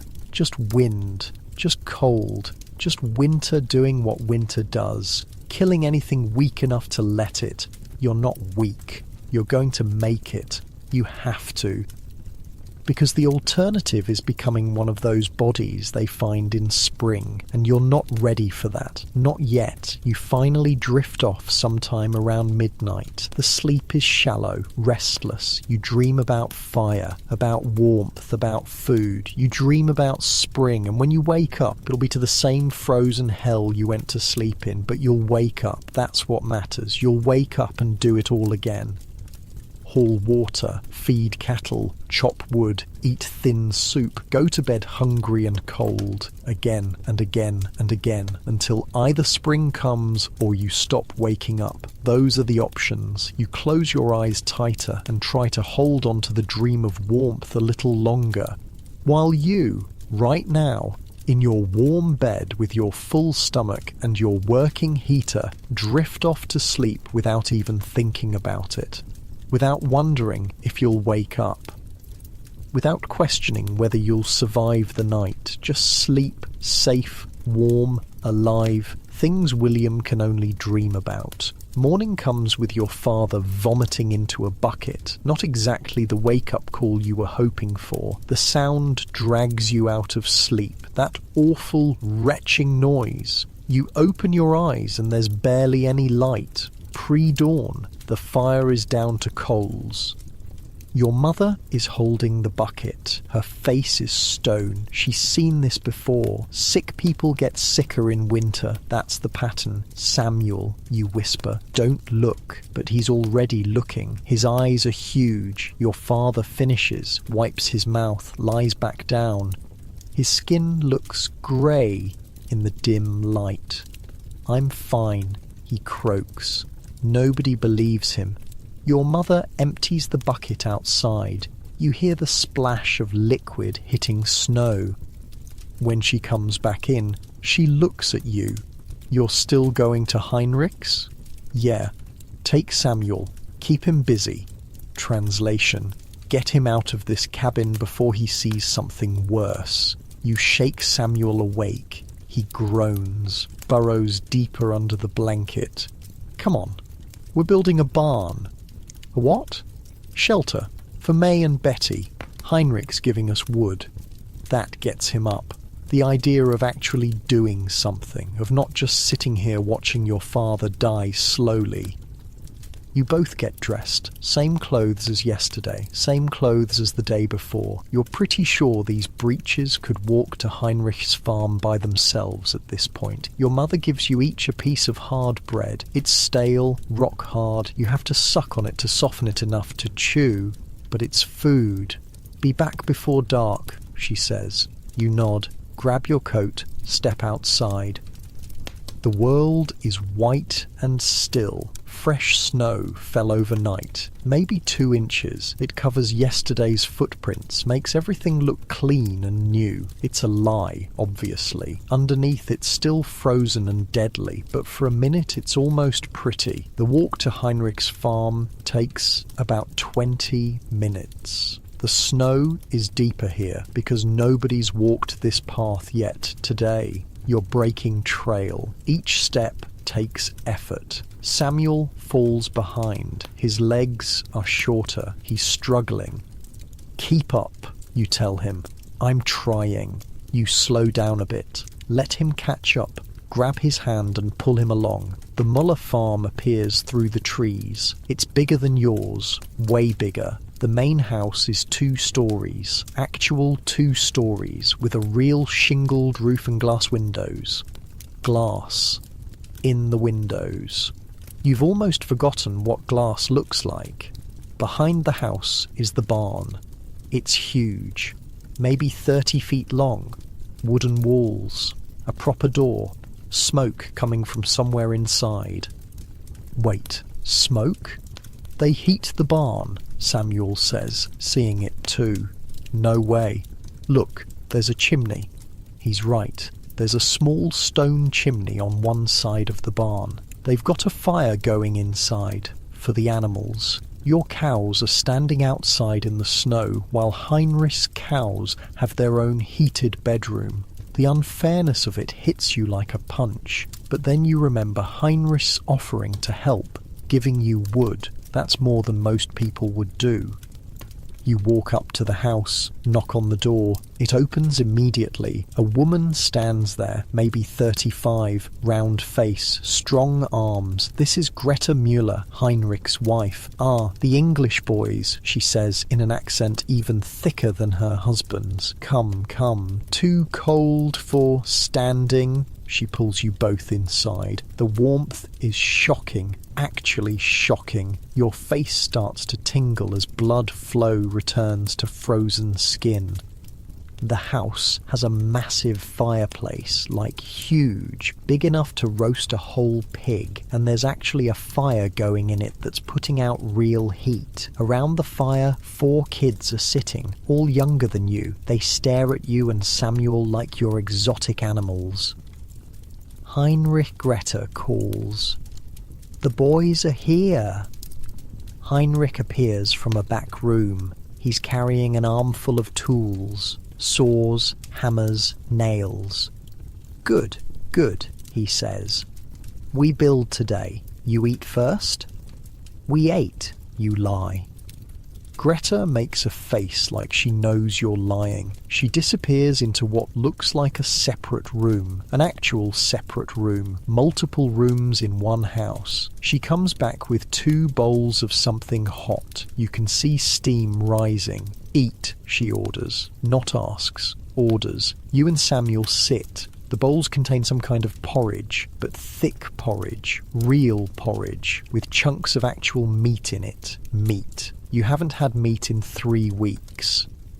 You try to eat slow, try to be polite, but your body has other ideas. You shovel it in. Samuel does the same. The Muller kids watch you eat like wolves. Your father, Heinrich says. He is worse. You swallow. Yeah. Greta has herbs. We send some back with you. Greta nods. Already moving to a shelf where bundles of dried plants hang. She starts picking through them. You finish the porridge. Your stomach feels full for the first time in weeks. Uncomfortably full, actually, like you might be sick. Come, Heinrich says. We work now. Build fast before more snow. You follow him outside to a shed behind the barn. Inside are planks of wood. Rough cut, but solid.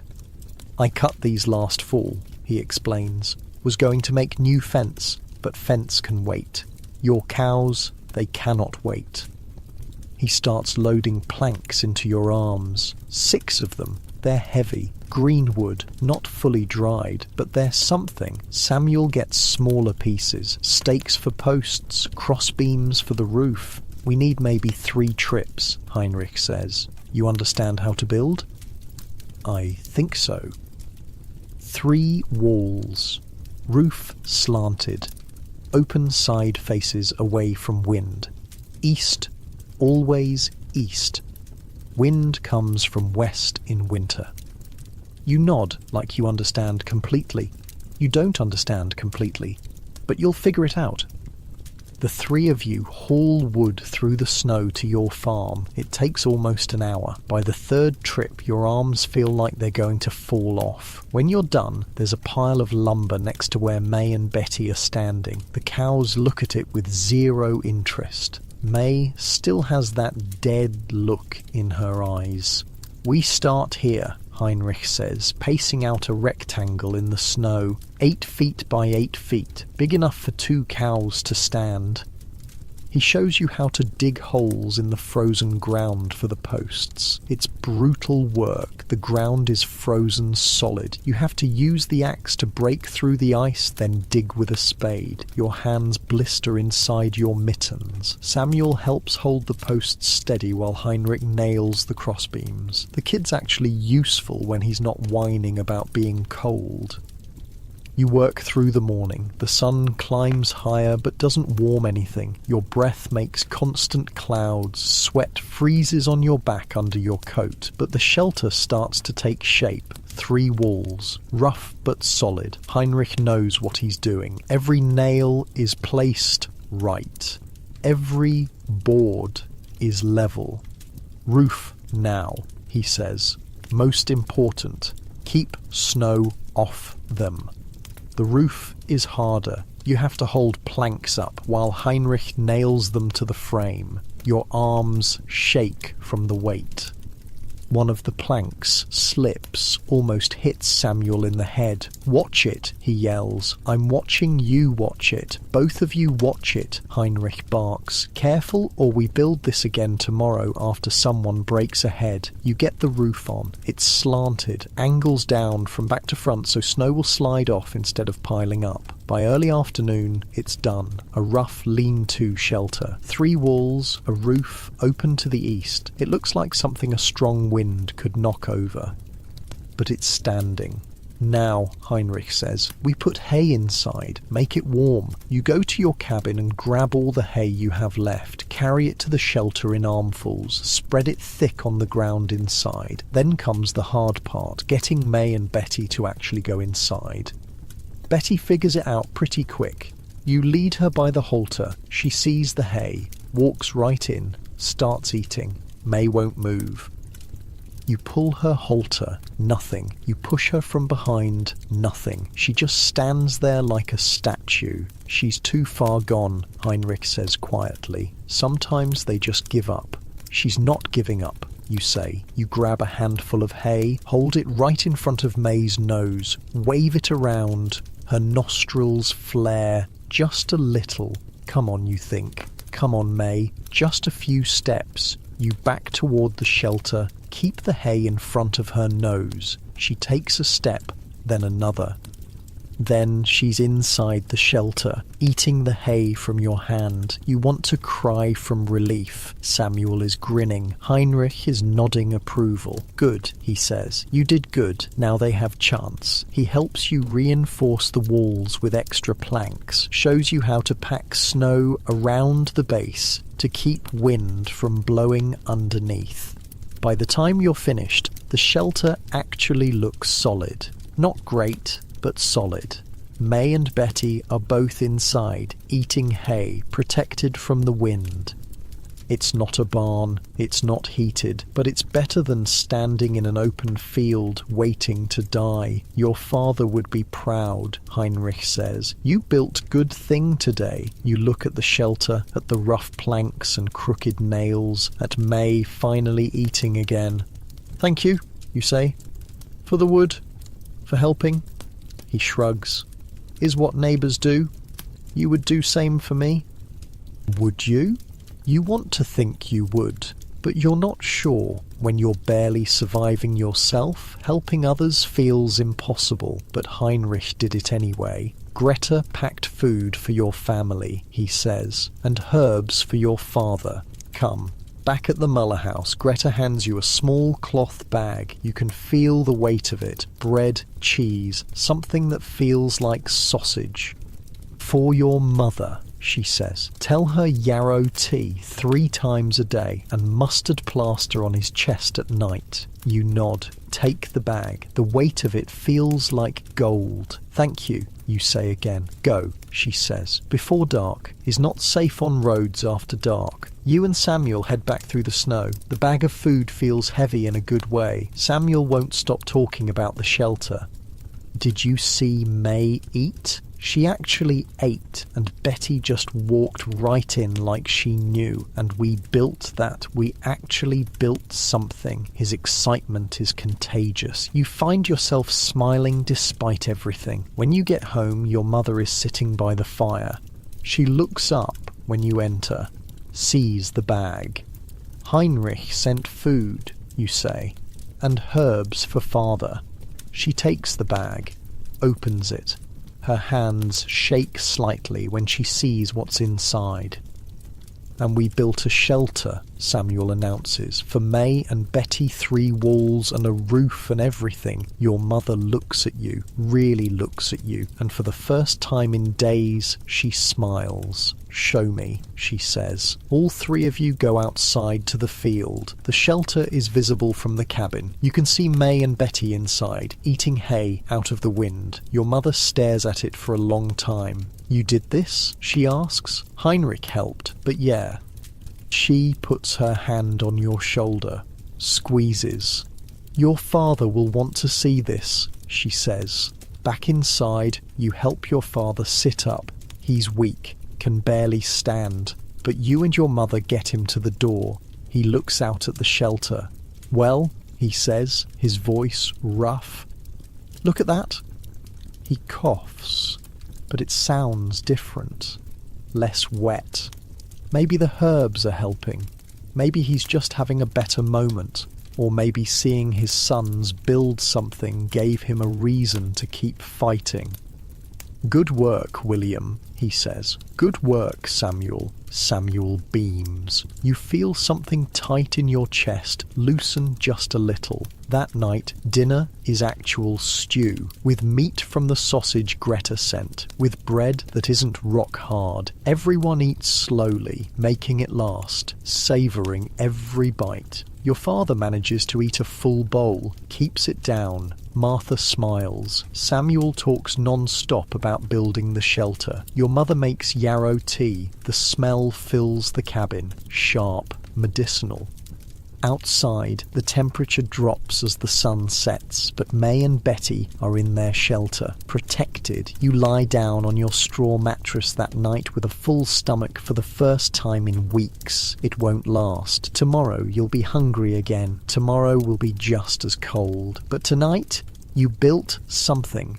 You saved 2 lives. You helped your family survive 1 more day. And sometimes that's all you can do. 1 more day. Just keep making it 1 more day. You close your eyes and actually sleep. Real sleep. Not that shallow, restless half-sleep.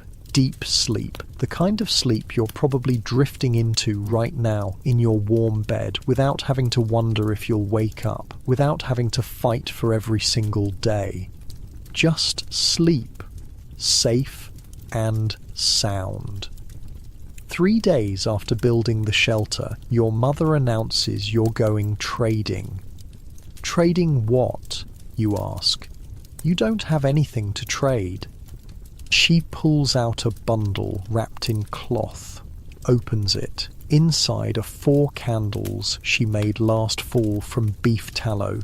They're precious. Light after dark means you can actually see what you're doing. Mrs. Fletcher has wool, your mother says. Real wool. Her husband went to Philadelphia last month before the big freeze. She'll trade. The Fletchers live about a mile north. You've met them exactly once, last summer at a barn raising. They seemed nice enough, had 7 kids, all under 12. Why do we need wool? Samuel asks. Your mother points at his shirt. There's a hole in it the size of your fist. You can see his skin through it. Oh, Samuel says. William, Martha, you're coming with me, your mother says. Samuel stays here with your father. Samuel's face falls. He wanted to go, but someone needs to tend the fire and your father's still too weak to do it himself. Your mother bundles up, puts on every layer she owns, wraps a scarf around her face so only her eyes show. You and Martha do the same. She grabs the candles. You grab a walking stick in case you need to break through ice or push away snow. We'll be back before dark, she tells your father. He nods. Doesn't argue. That's how you know he's still sick. Normal father would insist on coming, on being the one to protect his family. The walk to the Fletchers is brutal. The path is barely visible under fresh snow. You're walking through woods mostly, trees on both sides. Their branches hang low, heavy with ice. Every few minutes you hear a crack. Somewhere in the forest another branch is breaking under the weight. They sound like musket shots. "Stay close," your mother says.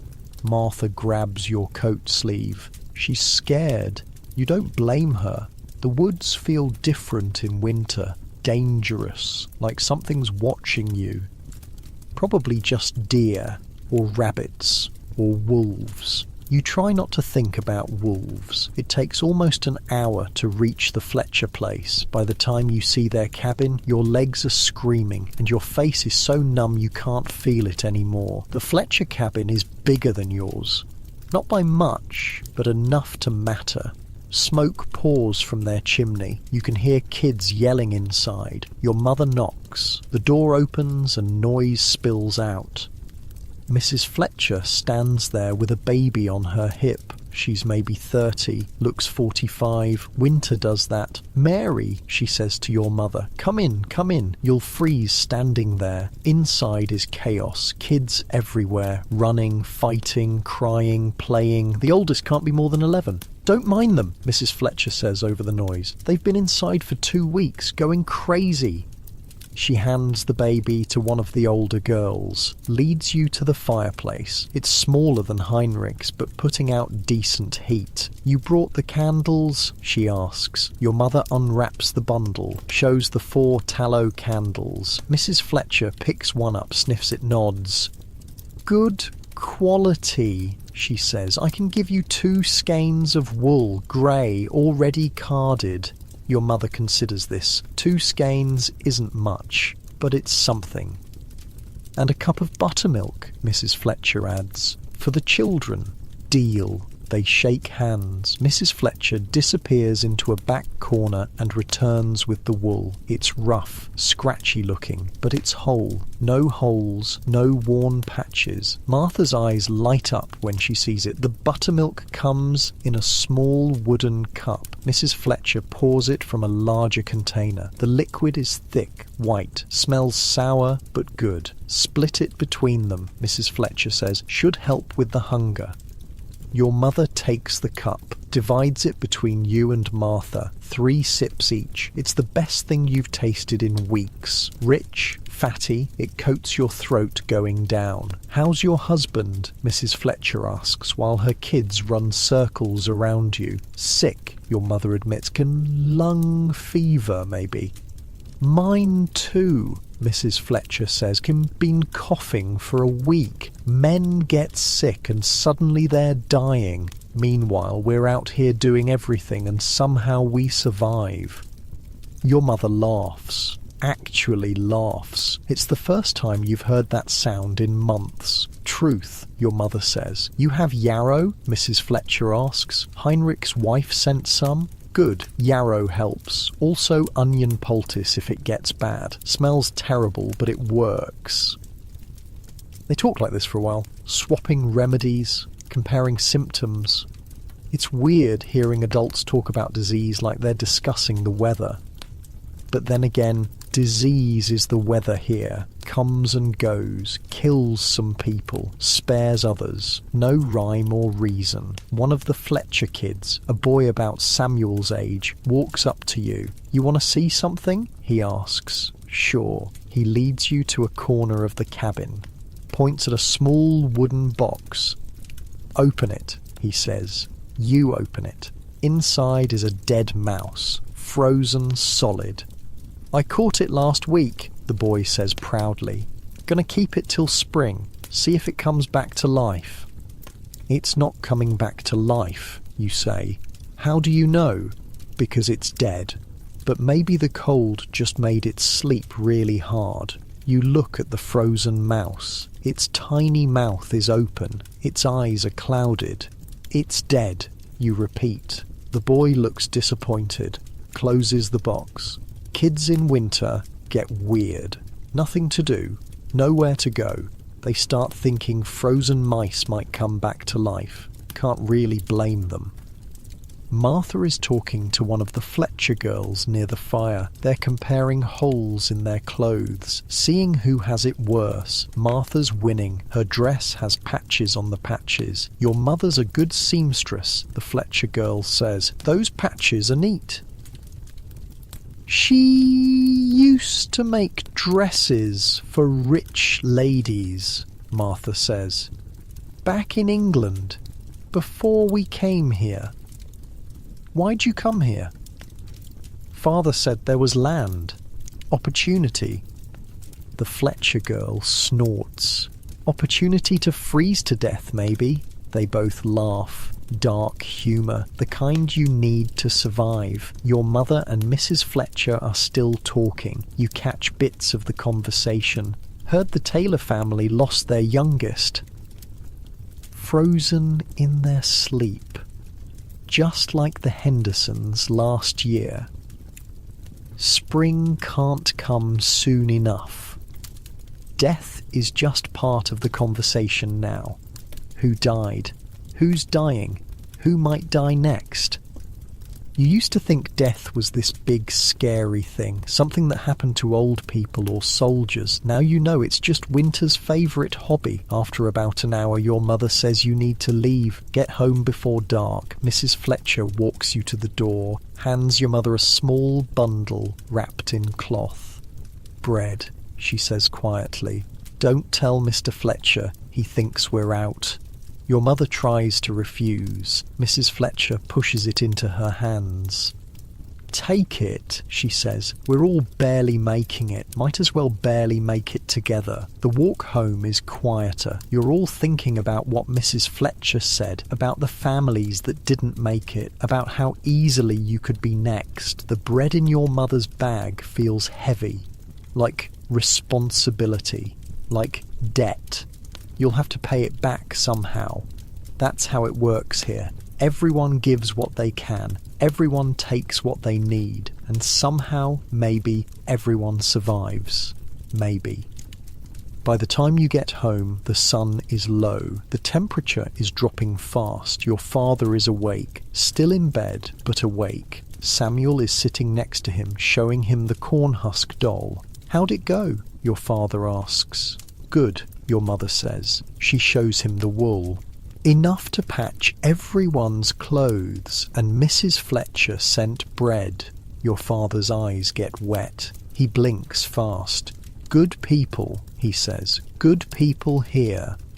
That night, your mother starts mending. She takes the wool and begins working it into patches for Samuel's shirt. Her fingers move fast despite the cold. Years of practice. Martha helps, threading needles, cutting scraps. You and Samuel feed the fire, add logs, make sure it stays strong. Your father drinks his yarrow tea, 3 cups, like Greta said. He doesn't complain about the taste, even though it's bitter as hell.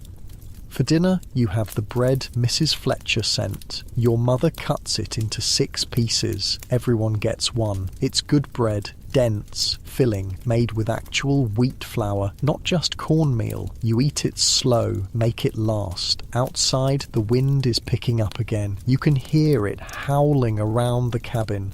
The gaps in the walls whistle, but inside, there's the fire. There's food in your belly. There's wool to patch your clothes. There's family. Your father falls asleep sitting up, the first time he's slept anywhere but lying flat in days. Your mother finishes Samuel's shirt, holds it up. The patch is visible but neat. The hole is covered. There, she says. Good as new. It's not good as new. Not even close. But it's better than it was. That's all you can ask for. Better than it was. Samuel puts on the shirt, spins around. Look, no hole. Martha smiles. Very fancy. The fanciest, you add. Your father opens his eyes, watches Samuel spin. Handsome boy, he says. His voice is stronger than this morning. The herbs are working, or the rest is working, or maybe he's just having a good day. You'll take it either way. Martha finishes mending your breeches. The knee was torn, almost completely open. Now there's a wool patch holding it together. "Try them," she says. You slip them on. The patch is rough but warm. "Perfect," you say. Your mother starts on her own dress next. There are holes you didn't even notice in the hem, under the arms, along the back. She patches them one by one, working by firelight, squinting to see the stitches. This is what survival looks like, not grand gestures or heroic acts. Just mending, patching, making do, taking what's broken and making it work one more day.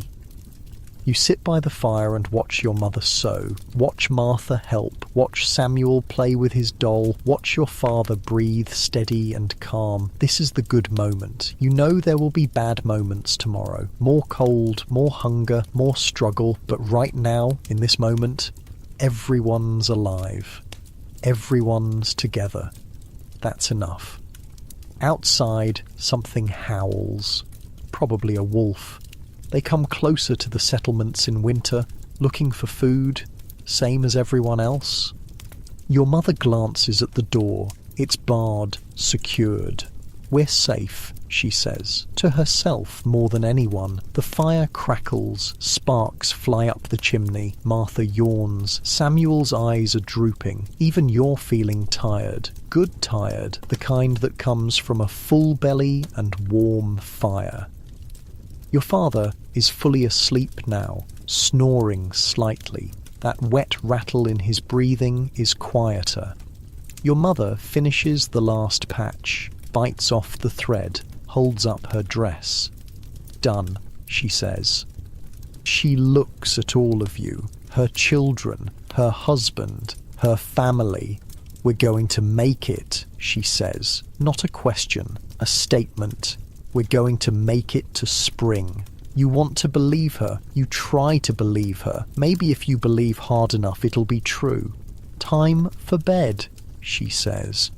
Everyone moves to their mattresses. The fire is banked. The cabin grows darker. You lie down. Pull your blanket up. The patch in your breeches scratches against your leg. But it's keeping you warmer than before. Small victories, that's all winter is. A collection of small victories, a patched shirt, a shared meal, a day where nobody dies. Stack enough small victories together and maybe you get spring. You close your eyes. Listen to your family breathing around you. Your father's snoring, your mother's soft sighs, Martha's steady breath, Samuel's little snuffles. Everyone's alive, everyone's here. That's today's victory. Tomorrow will bring new challenges, new struggles, new tests. But tonight, you've won. You've survived another day. And while you drift off in your warm bed right now with your patched pajamas that you chose to wear because they're comfortable, not because they're the only ones you have, remember this. Remember that survival is built from small moments, small acts of kindness, small pieces of bread shared, small patches sown by firelight. That's how you make it. One small moment at a time. A week later, your father gets out of bed. Not for long, just long enough to walk to the fire and back, but it's something. "Look at me," he says, breathing hard from the effort. Strong as an ox. He looks like a scarecrow, all bones and pale skin, but he's upright. That counts. Your mother makes him sit by the fire, wraps a blanket around his shoulders, brings him weak broth to sip. The yarrow worked, she says. Maybe. Or maybe he was just lucky. You'll never know which. "We need supplies," your father announces after his third cup of broth. The settlement is having a gathering. Saturday. Everyone brings what they have, trades what they need. "You're not going," your mother says. Not a question. "I'm going." You can barely stand. "I'll sit in the wagon." "We don't have a wagon." "Fine. I'll ride Bess." Your mother and father stare at each other. One of those silent married people arguments where they're fighting without saying anything.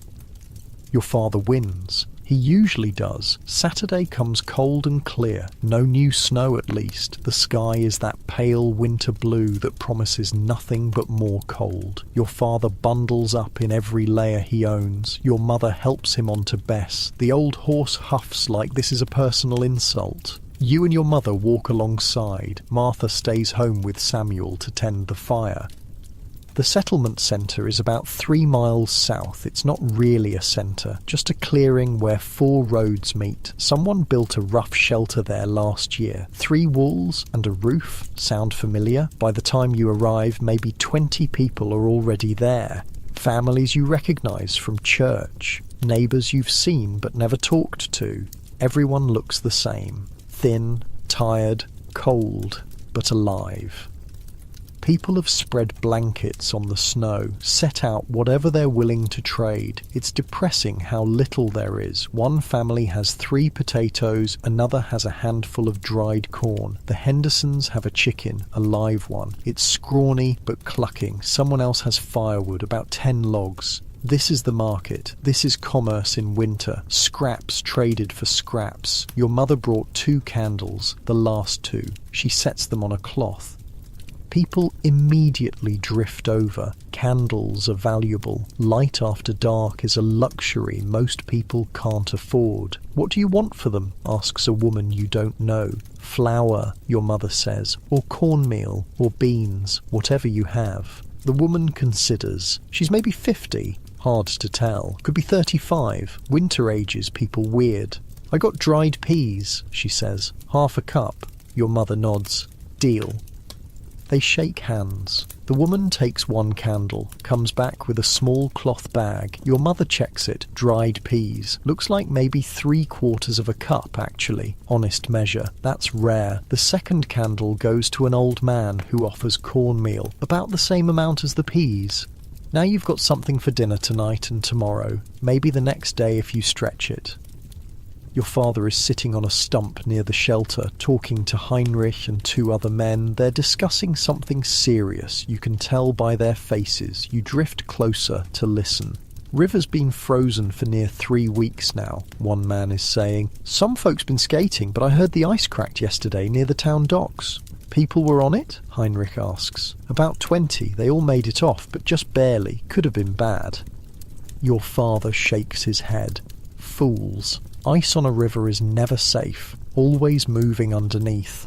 Tell that to kids, the man says. They don't listen. Peter Kalm wrote about this. People skating on the Delaware River, how it froze solid in Philadelphia, how people set up booths on the ice selling brandy and food. Then the ice broke up and everyone ran for their lives. It sounded exciting when you read it, less exciting when you're hearing about people almost drowning in freezing water.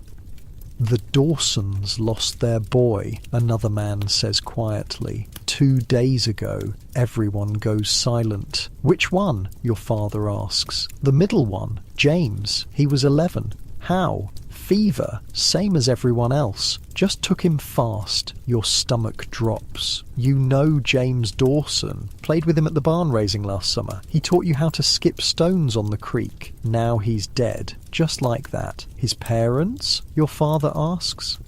Broken, the man says. They buried him yesterday. Ground was so frozen they had to build a fire just to thaw it enough to dig. Nobody speaks for a minute. What do you say to that? Nothing. There's nothing to say. Death is just part of winter. You drift away from the men. Their conversation is too heavy, too real. Near the shelter you see a group of kids, maybe 6 or 7 of them, all around your age or younger. One of them waves at you. It's the Fletcher boy, the one with the frozen mouse. Hey, he calls, come here. You walk over. The kids are gathered around something on the ground. It's a circle drawn in the snow. Inside the circle are 5 stones. We're playing knucklebones, the Fletcher boy explains. Want in? You haven't played a game in months. Forgot games existed. Sure, you say. The rules are simple. Throw a stone up. Grab as many stones from the circle as you can before catching the first stone. Most stones wins. You're terrible at it. Your fingers are too cold, too stiff. You drop stones. Miss catches. The other kids aren't much better, but you're all laughing. Actually laughing. When the Fletcher boy drops a stone and it bounces off his foot, everyone loses it. It feels good to laugh. Feels like being human again instead of just surviving. A girl about Martha's age joins the game. She's good, really good. Catches 4 stones in